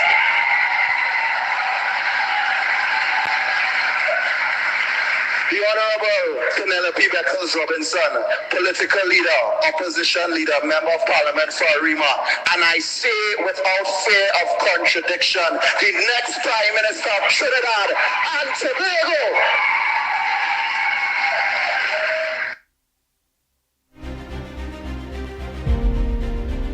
Andy, good morning to Lennox and Mickie and everybody. Andy and Lennox, I understand all of Michael is saying. Okay, all well and good. But why can't they leave Mr. Bessesa's government there for a longer period of time? They didn't do it last time. If they leave her for a longer period of time, they will get what they want done. Because she's a lady for the action. When she promised something, she does it. So I want him to give him some little food for thought. I'm going to give him some food for thought, Margaret Epps. Listen to that, okay? Andy, I hear you. But what I wanted to realize too is that it has some people just creating argument. Some people are just creating an argument and they just want to talk because they want to talk thing about the UNC and they want to talk thing about the Prime Minister. But the woman now show the men and them on the TV with the oil company that come. Them don't feel that you must done negotiate and all of that. Things do happen so. The people ain't even go on out on sea yet to do no drilling. Them start to talk all kind of foolish stuff. That's how illiterate some of them could be. And that most of them is the PNM because they want something to swing on and to pound the UNC with and the Prime Minister. So they're looking for all kind of thing. They're throwing all kind of thing out there on the social media. And what PNM ain't understanding? That the more they show up the dirty self, the wicked self, the vindictive self, the evil self, the stupid self, is more we will not want no part of them. Be it next 5 years, next 10 years, next 15 years, next 20 years, next 30 years. They will never see the corridors of power again. Never. They do this country too much of wickedness. Morning, nobody here. As you're talking the oil and gas thing, here's the ugly truth, people. The reality is Trinidad and Tobago, like most countries with oil, cannot explore for, drill for, and produce the infrastructure to produce that oil, to get it out of the ground. We can't. You could argue that we should have been able to, but the reality is that technology is top secret stuff. It's super secret stuff. And the people with it took decades, a century to develop it, and they're not going to give it away. You have to develop it yourself. And that takes more money than you all could ever imagine. So the fact that we don't have it is what it is. Think of it like a mechanic. Your mechanic will never reveal to you his secrets about how he fixes your car because you know what? You will cut him out and you go fix it yourself. Right? So the oil and gas situation is that you're going to have to hire somebody to explore, drill, and produce your wells for you. And in that situation, most times you're going to be at a disadvantage because there are many countries around the world with oil and gas, and there are very few companies that can explore and drill for these wells. Right? So in this case, in our case, we're going to be at a disadvantage, and usually you're going to have to be on the short side of the stick. All right? There are some circumstances where you can have an edge. And that's like, for example, after 2015, the oil price, for whatever reason, that had a huge glut, took a massive dive. It went into negative for a day, I think. So that in a situation like that, everybody stopped drilling. Because countries around the world, like us, countries around the world, say, look, this oil price thing, we know if it will come back up, we stop drilling. And that went on for a while. And we had 9 drill ships. I'm guessing they were really from Guyana, that they parked up in the Gulf of Paria for 3.5 years, 4 years. And I still lament here on this program and others that why doesn't Trinidad take this opportunity? These drill assets are massively expensive and they have a lifetime. Why don't we think outside the box? If they come to you saying, hey, I need to drill, I want to drill, you're now in a better position to say, okay, you want to drill? Well, let me talk some talk. You're in a better position. After 2015, Trinidad and Tobago was in that position for about 3.5, 4 years. 9 drill ships. In the whole world, there are probably 75 of these deep water drill ships. The same thing that we're going to be using just now to go in deep water. It have about 75 in the whole world. We had 9 parked up in the Gulf of Paria for over 3.5 years. That is when we should have drilled deep water, because we would have been in a better position to negotiate. Yeah, but Rowdy, they must empower nobody. But now we're not going to be. We're simply not going to be. And that's another X on the former regime. Why didn't we drill then? And you better believe our shortage of gas right now is because of that. The oil and gas industry is one way you always have to keep looking for the next new orchard box. When your juice box done, you have to find a new one. It's not going to replenish itself. Right? So, any deals that's going to happen, I would hope the Prime Minister would have some, I think she has a spine, she's very fiery. So she may negotiate tough, but in that game, the reality is if you negotiate too tough, especially the oil and gas companies knowing the situation we in trouble. They're gonna squeeze us. The best that the nation can do is to express support that we are for what the Prime Minister is trying to do, get the oil and gas industry going again, but we are not going to be taken advantage of. I'm not saying they're going to help, but this is the reality that we're in. We're not in a good spot. All right? Let us sort out, show that in.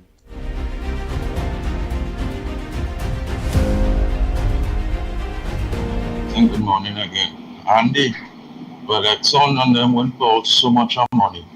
They didn't have proof, eh? So, them as a satellite and them does you don't know where all our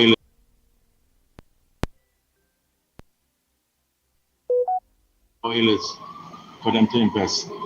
You understand? Remember, all the oil and thing was resting to it, but nothing wasn't happening. So, there's a possibility they know where the oil is. So, chances of them not finding is very slim. All right, blessings.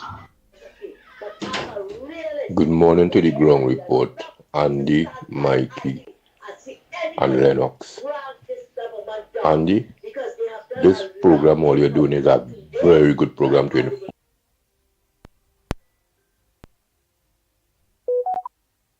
people who are going around the country. Andy, yesterday, the speech you played about the Prime Minister was very informative because I didn't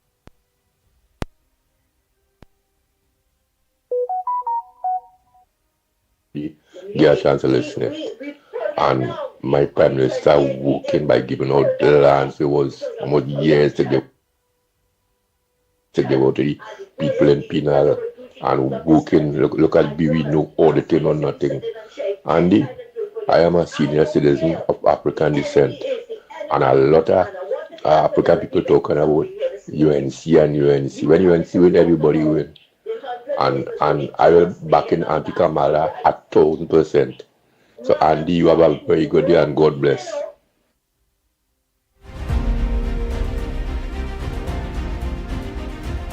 Hey, good morning. Andy, that guy from Canada is very smart caller. Andy, When I left high school, I had a certificate in welding to teach welding. Hey, let me say a happy birthday to chairman, the chairman of the Sandy Grande Regional Corporation. Philip, a happy birthday to you. May you live to see many more, Mr. Chairman. Oh boy. The government secondary school. I had a certificate. I went to only for 2 years. I came out with a certificate. I had my pathway. And I had an interview. I never get an interview with the government. I sent an interview to the maintenance for wells. All those materials. That one is so clear, boy. It's sounding muffled. Oh boy. Good morning. If you will set aside 5 minutes a day and simply declare good things over your life, you may be astounded as the result. Before you start your busy day, before you leave the house, drive to work, or take the kids to school, take a few minutes to speak blessings over your life. You may prefer to write the statements so you can have a record of them. It says in Habakkuk to write down your vision. Make a list of your dreams, goals, and aspirations, as well as the areas you want to improve, the things you want to see change. Always make sure you can back it up with God's word. Then get alone with God and take a few minutes every day to declare good things over your life. Remember, it's not enough to read it or merely think about it. Something supernatural happens when we speak it out. That's how we give life to our faith. Thank you very much, boy. Caller, thank you so much.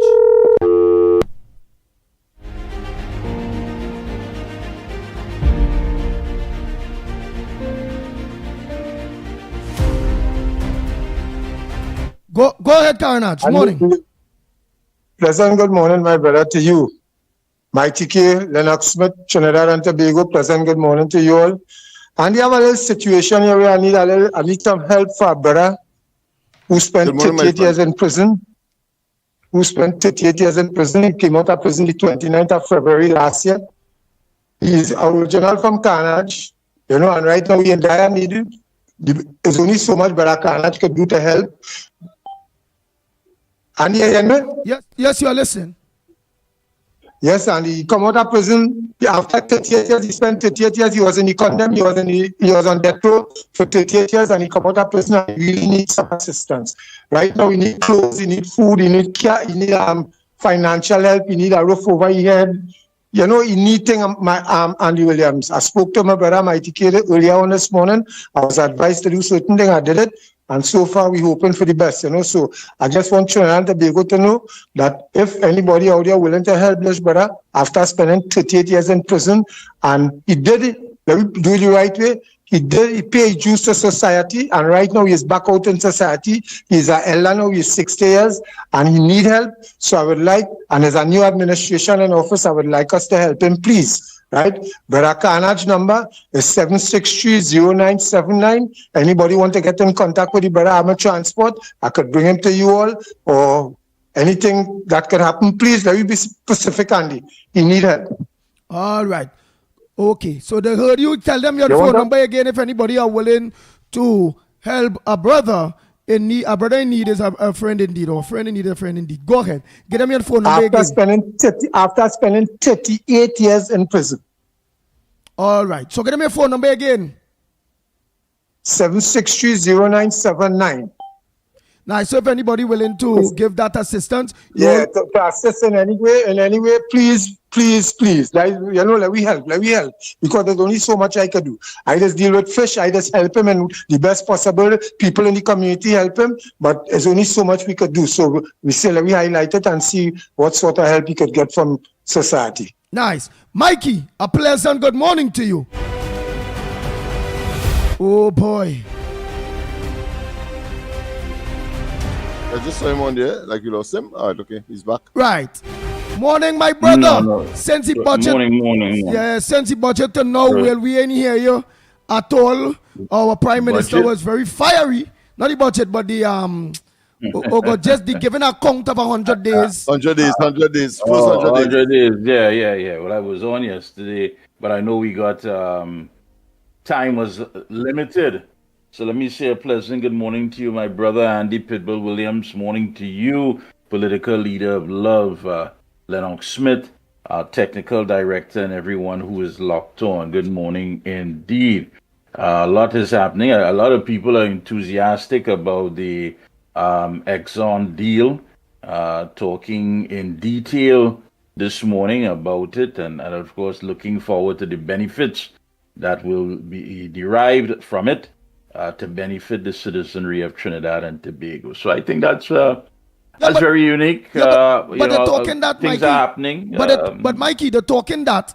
But again, they didn't have no fine yet. So you think it was wise they're talking about that when it's just a signage and it have no fine or anything like that yet? Well, I don't think these major companies just go about, there's a process. I mean, you just don't jump in a boat and try to smell gas. It's basically the technology exists. And I think companies like Exxon and what have you, years of experience, would have a clear idea of what they want to achieve. And most importantly, this administration would want to ensure that what's about to begin is of course going to bring great returns for the country. So, Dragon Deal, many would say was a pie in the sky when you listen to some of the experts on petroleum and so forth, on gas, telling us that in itself didn't make sense. There was too much complexity surrounding that issue.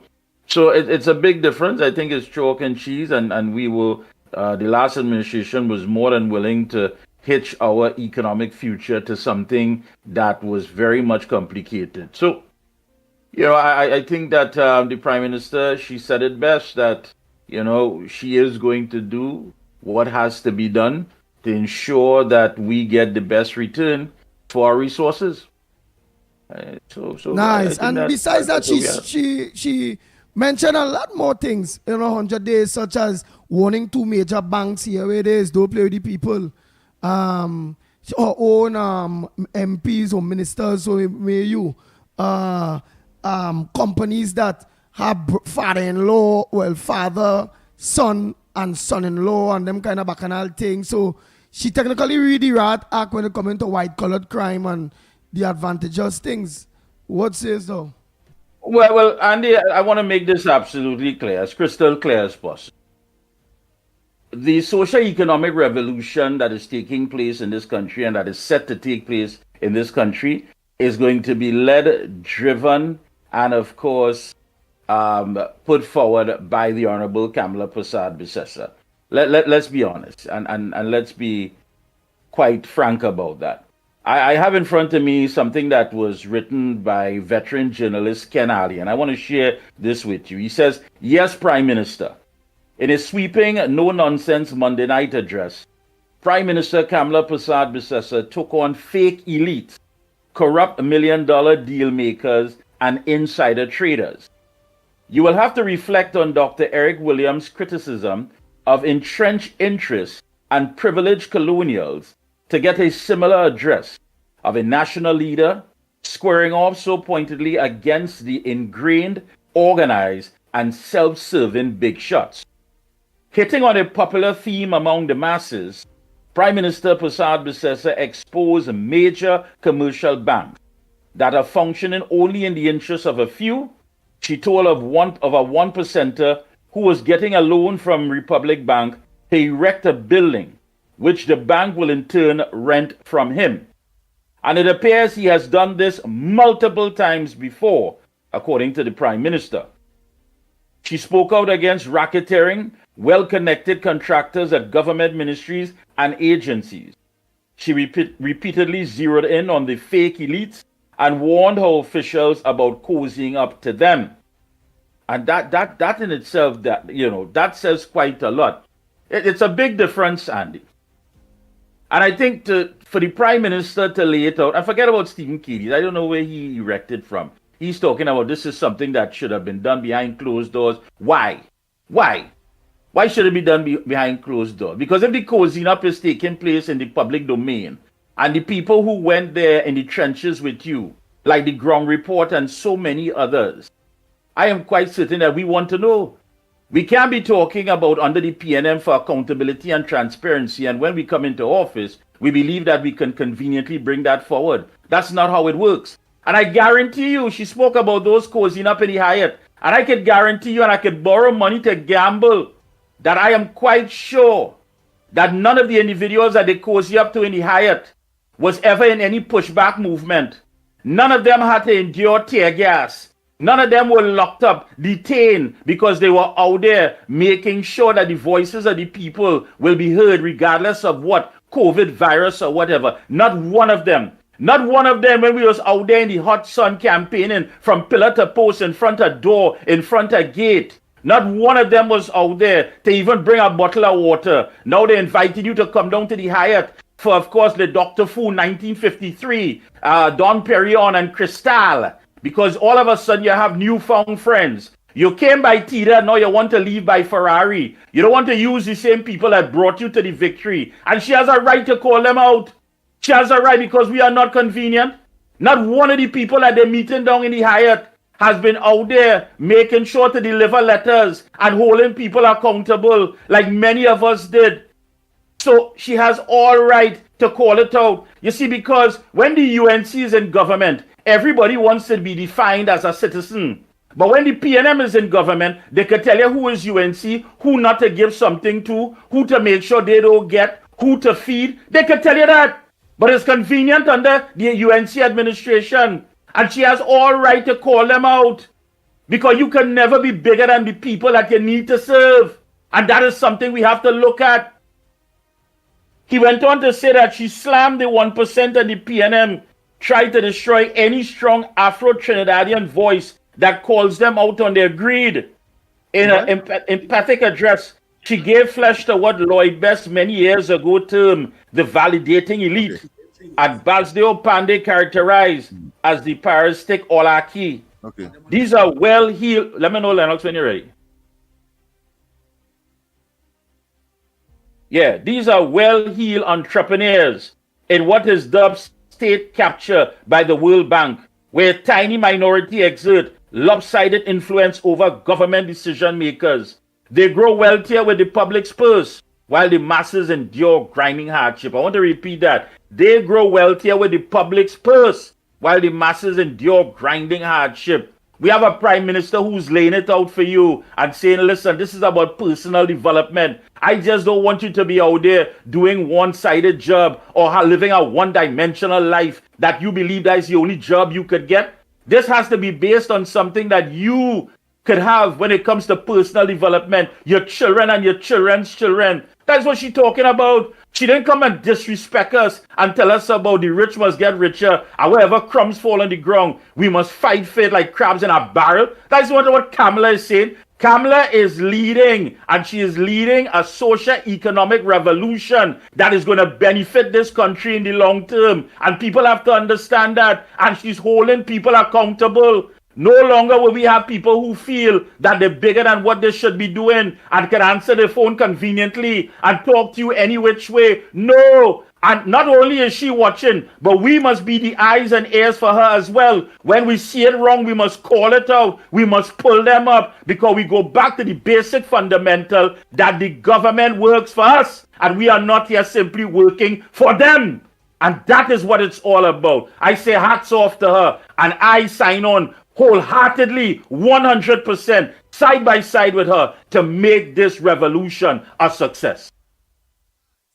Nice, which means, Mikey, that the ground report or yourself will not hold back on pulling or bringing those ministers or MPs that didn't have these set of people with them all along, and all of a sudden, they have time for no ground report or the Santa Cruz or the this one or the that one or all the people was there, but now they could sit down in a big way with other people. So you're saying we will not be holding back on bringing our own MPs, our own ministers to account. Listen, Andy, at the end of it all, people have to understand something here. The Prime Minister has read the Riot Act. It has to be based on performance, and it has to be based about understanding the people that helped to get you there. That is what it's all about. You didn't just simply wake up one morning and somebody put you in that position. People were out there getting tear gas. They were getting locked up. They were getting ridiculed. All kind of things. But they didn't give up. They didn't stop. When the ground report said, let's go, they just wanted to know the venue, the time, and they already knew the objective. And that objective was to get rid of them PNM blight. They knew that. And for those who may have forgotten because of newness of office, we intend to remind you on a daily basis that you have to serve and deliver to the people. And that's what matters most of all. And I am quite certain that all of us that put our shoulders to the wheel and endured all of that is not going to make them forget. Not today, not tomorrow, not ever.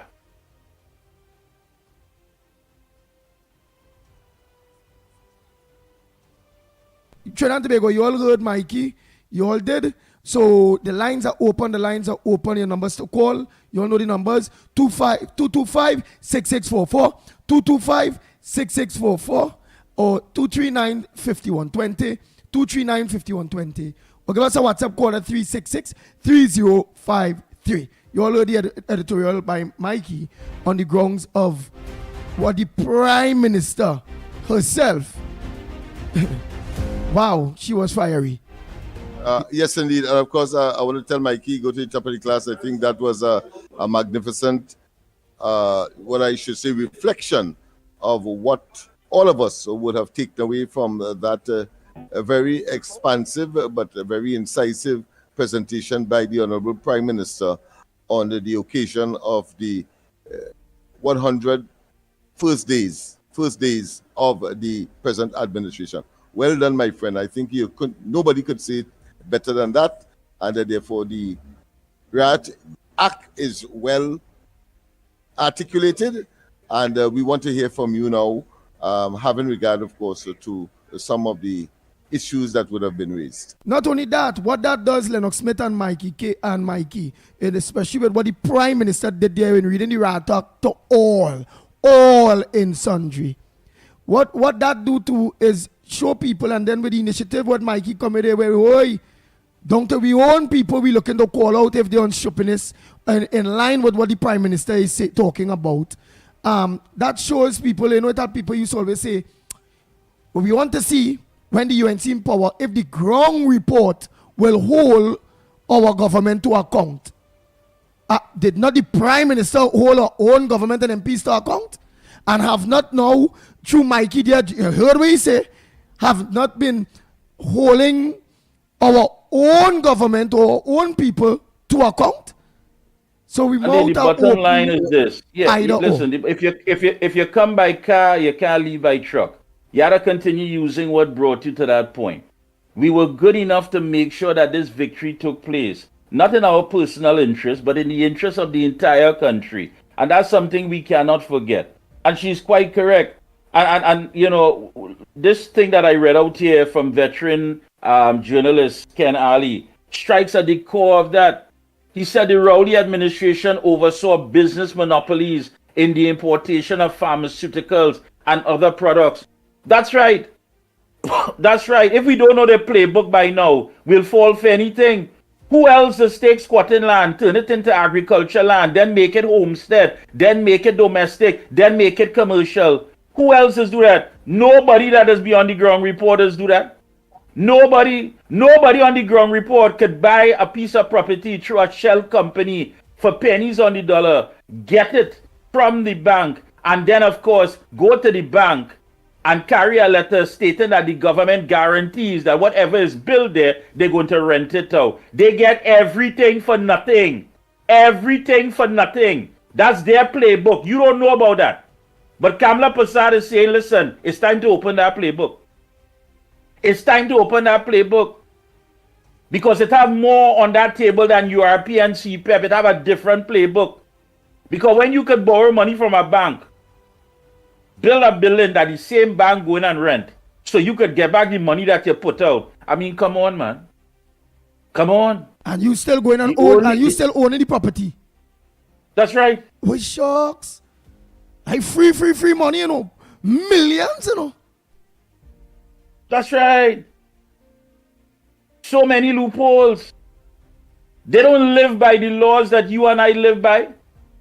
They don't live by the norms that you and I would define. No. They live by loopholes. They live by the good old boys. All the things that they could find and get it for next to nothing. That's what it's all about. Their entire economic modus operandi is to get it for nothing. While you had to see how best you could scrape and see how best you could make ends meet. And we have a prime minister who is finally saying, no. This social economic revolution is about equity across the board. Equity that each and everybody could go beyond the velvet rope and sit down at the economic buffet and be able to say, listen, this is what I need and this is how it had to be carved out. You can't monopolize the food importation, monopolize pharmaceuticals, monopolize the foreign exchange, monopolize the whole car industry. I mean, come on, your father died and left that for you? What do you think it is? And finally we have somebody who is courageous, somebody who would have talked about weak and frail and all of that, but has the heart of a lioness to stand up and say, hey, remember it's the lioness that has go out and hunt and bring it back for the male lion, you know. Understand that? And we have somebody like that who understands. It's not about the rich getting richer and then you have to be groveling for crumbs on the ground. No. Understand what she stands for. And we must all stand in solidarity with her. Go ahead, because I said it when the UNC in power, everybody is citizen. But when the PNM in power, they can tell you who is UNC, who not to give to, who not to work with, who not to make sure get anything to eat. That had to stop. Go ahead, caller. Go ahead, caller. Good morning, sons. Good morning. I must say first thing, God all your three decent and good boys there. God bless all you. Granny with all you from the beginning. Granny coming out to campaign for the UNC before. But every month Granny put in money on her phone and then TCN every program and all the program and campaign from my bed for the UNC. Yeah, I want to say one thing. People have to give that woman a chance. She only 3 months in office. If she signs something today, you cannot go to she throat to get to know something tomorrow or next week. She don't have to hide nothing from nobody. She's a working woman. And she goes there to help the country. So she has nothing to hide from people. So don't put pressure on she. The two most important things that we government is doing right now is the crime and the health. And I see they're trying their best to do what they could do there, what Rowley couldn't do and his government in 9 years. And that was very important. And if people don't know, I want to let them know from this program, because this program is one of the greatest programs that brings things, especially to the elderly like me. So true, Granny. Thanks so much, Granny. Oh boy, you have been with us all year very, very long. This nice old lady here. You know, and I'm glad for this program. And this woman and this government bring 3 medical teams from the world here. One from India, they call them the Yashoda group of companies. 2 of them come before, and the next group come after. Another group, which is the white people, she brought them down here, and she brought from all parts of the world, I forget the group name, and they had surgeries in the 7 days Adventist nursing home, free of charge for the people. That was the first group to land here. There was a lot of great African and Nigerian doctors in it. If you see them. So she brought 3 groups to help the people in Trinidad and Tobago, which is health. And she brings bring down medication from India here, and she trying to see what she could do with the crime situation. She helped everybody with water rate, light bill, taxes, what they want this government to do in 3 months. They're trying. I think they should not be questioned right now because this place in a state and we live in. Well, we tell we in the year 25, we will have to, it could be real tight for we until 27, and look how good we did. Thanks all the boys. God bless all of you. Thank you so much, Granny. Next caller, morning. Andy, to put here again, I'll take a second bite. Now listen to this, to show you that the Prime Minister read the Riot Act.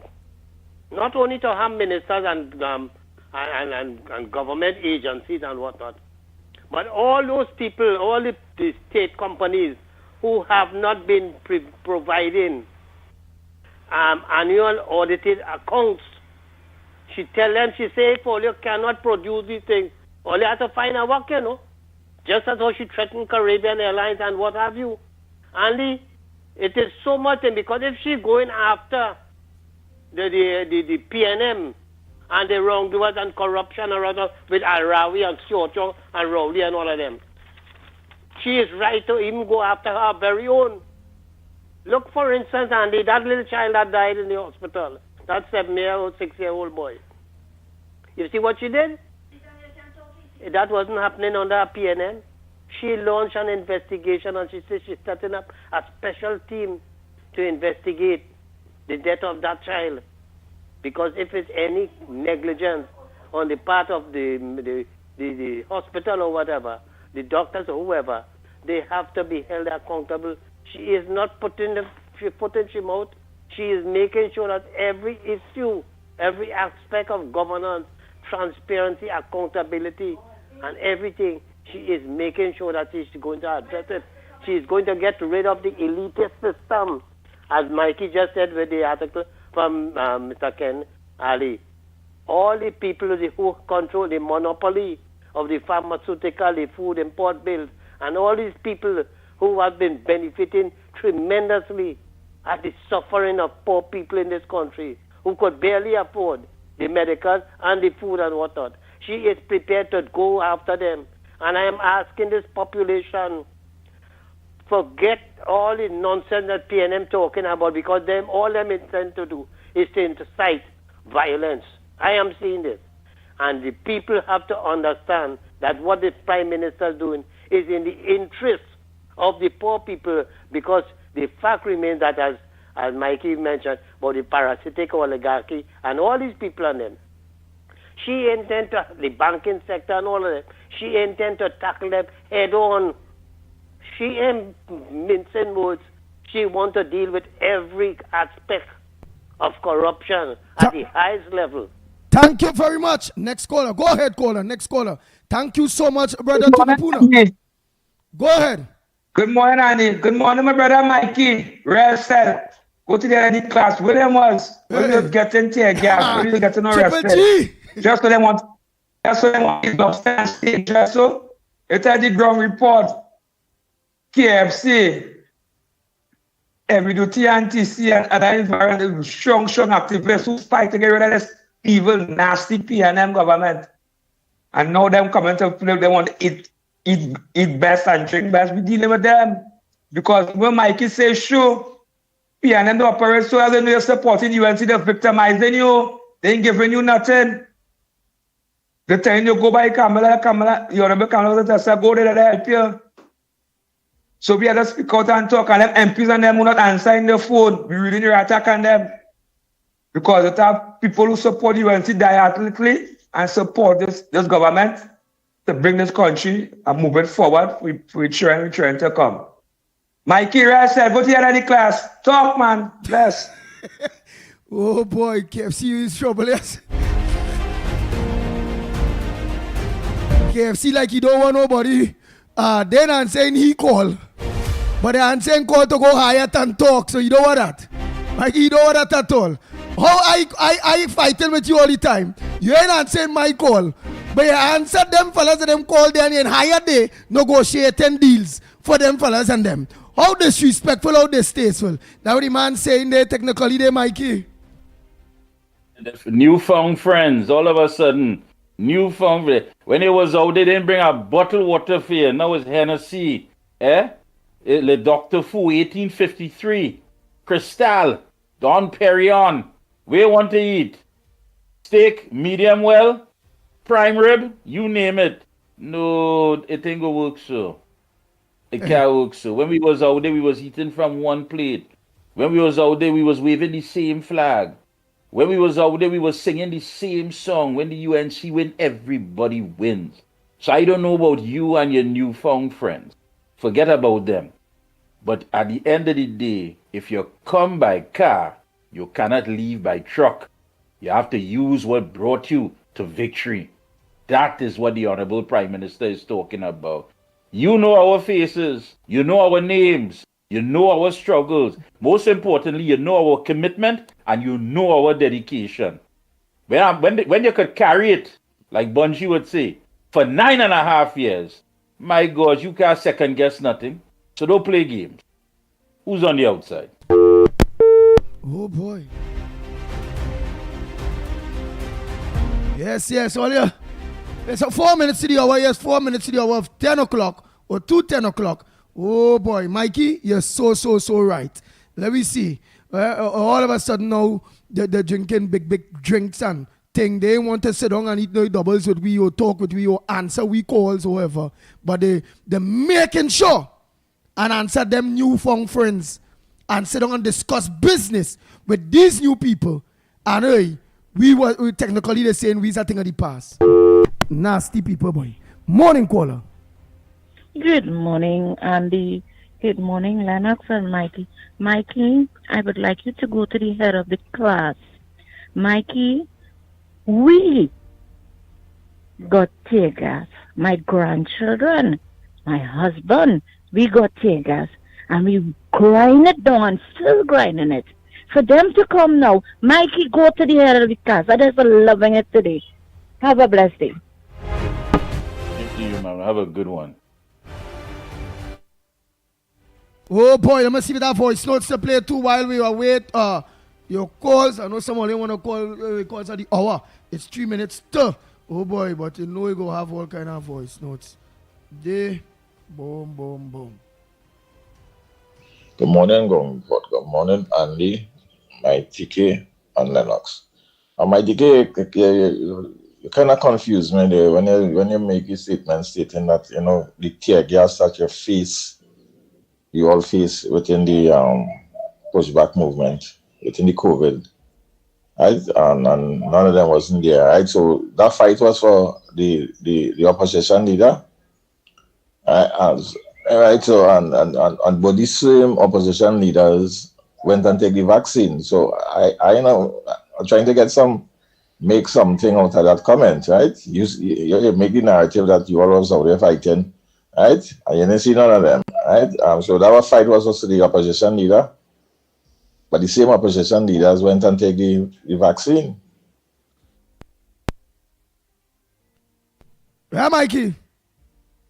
Yeah, missed the point completely. He missed the point. I think many of us that was we were out just there, used, I believe, we were just used, all right, when we were sort of taking tear gas or this or that, meaning, and even walking with the MPs and them, well, dog run your down, rain falling in the day, only alone, walking with a few people walking with the MPs when the rest in their own little cocoon. And then now, your same MP, you're calling the phone, they will not answer you. Oh, very good. But then you're learning the people who eating creme de la creme, calling the phone, they're answering them, they're meeting with them, they're saying no, talking with them, they're drinking with them. And not the people who actually was there with them holding their hands to bring them to this victory. That is the aspect of of what it is Mikey said that you really and truly miss, right? Yes, we will put in COVID, we will put in this, we will put in that, but holistically is everything. Holistically, what we're saying is, boy, we was your friends. We used to be with. You used to rock with. We used to answer we calls. Now, we calling you. The Prime Minister bringing all you up now. We now calling all you.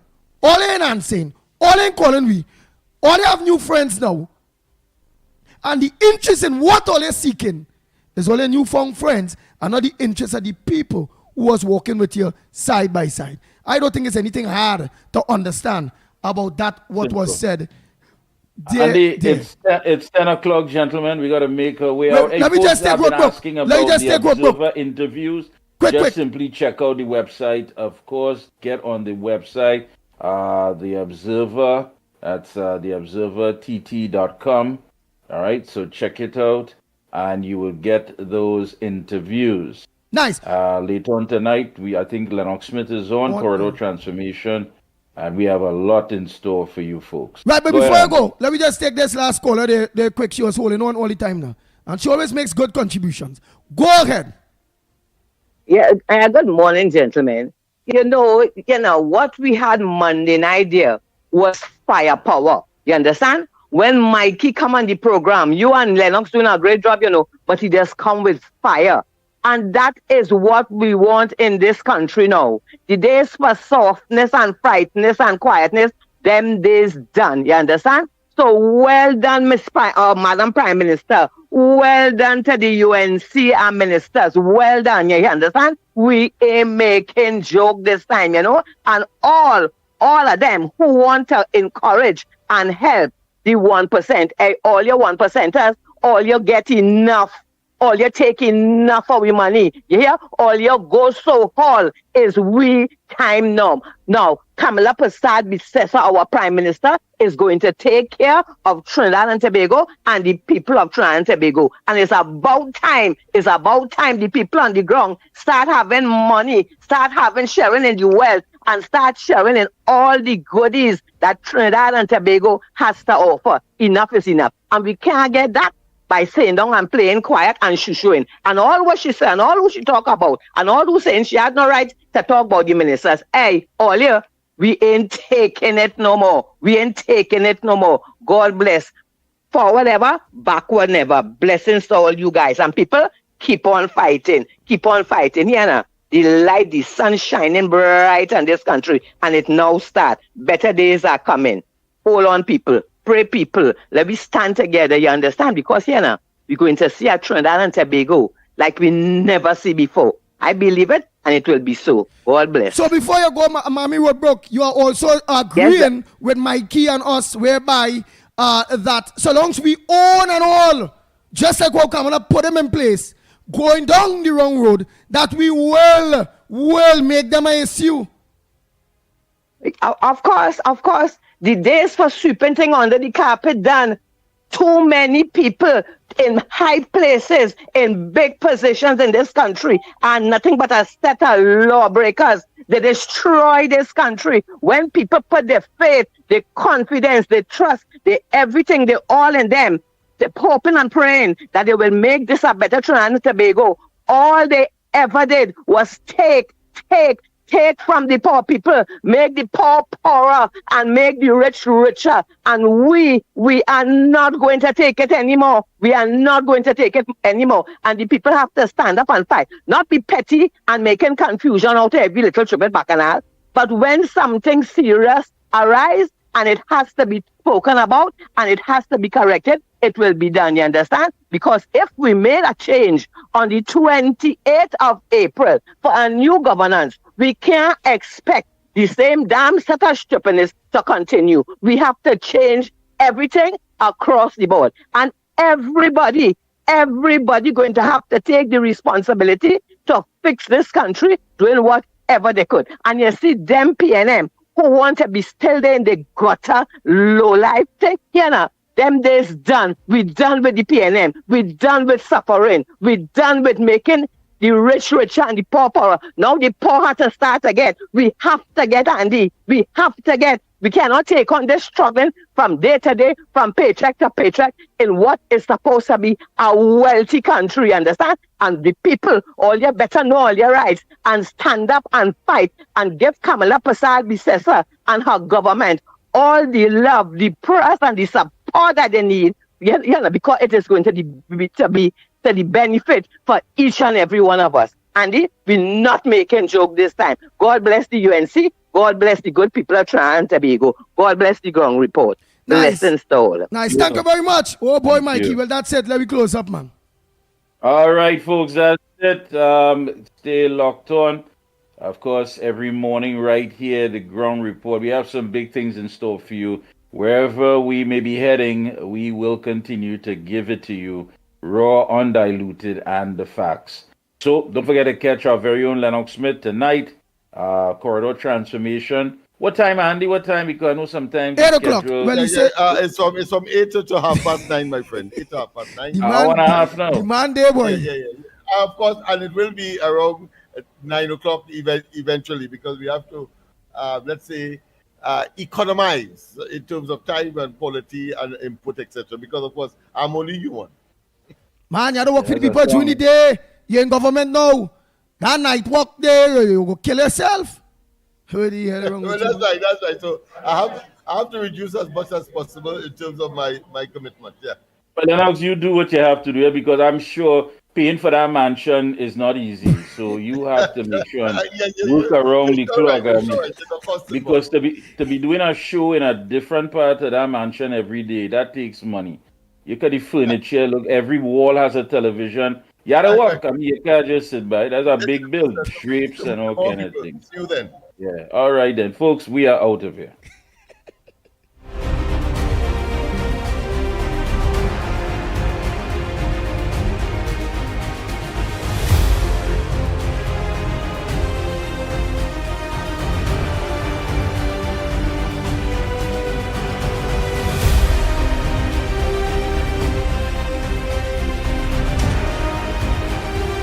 The Ground Report with Mikey K, Andy Williams, and Lennox Smith.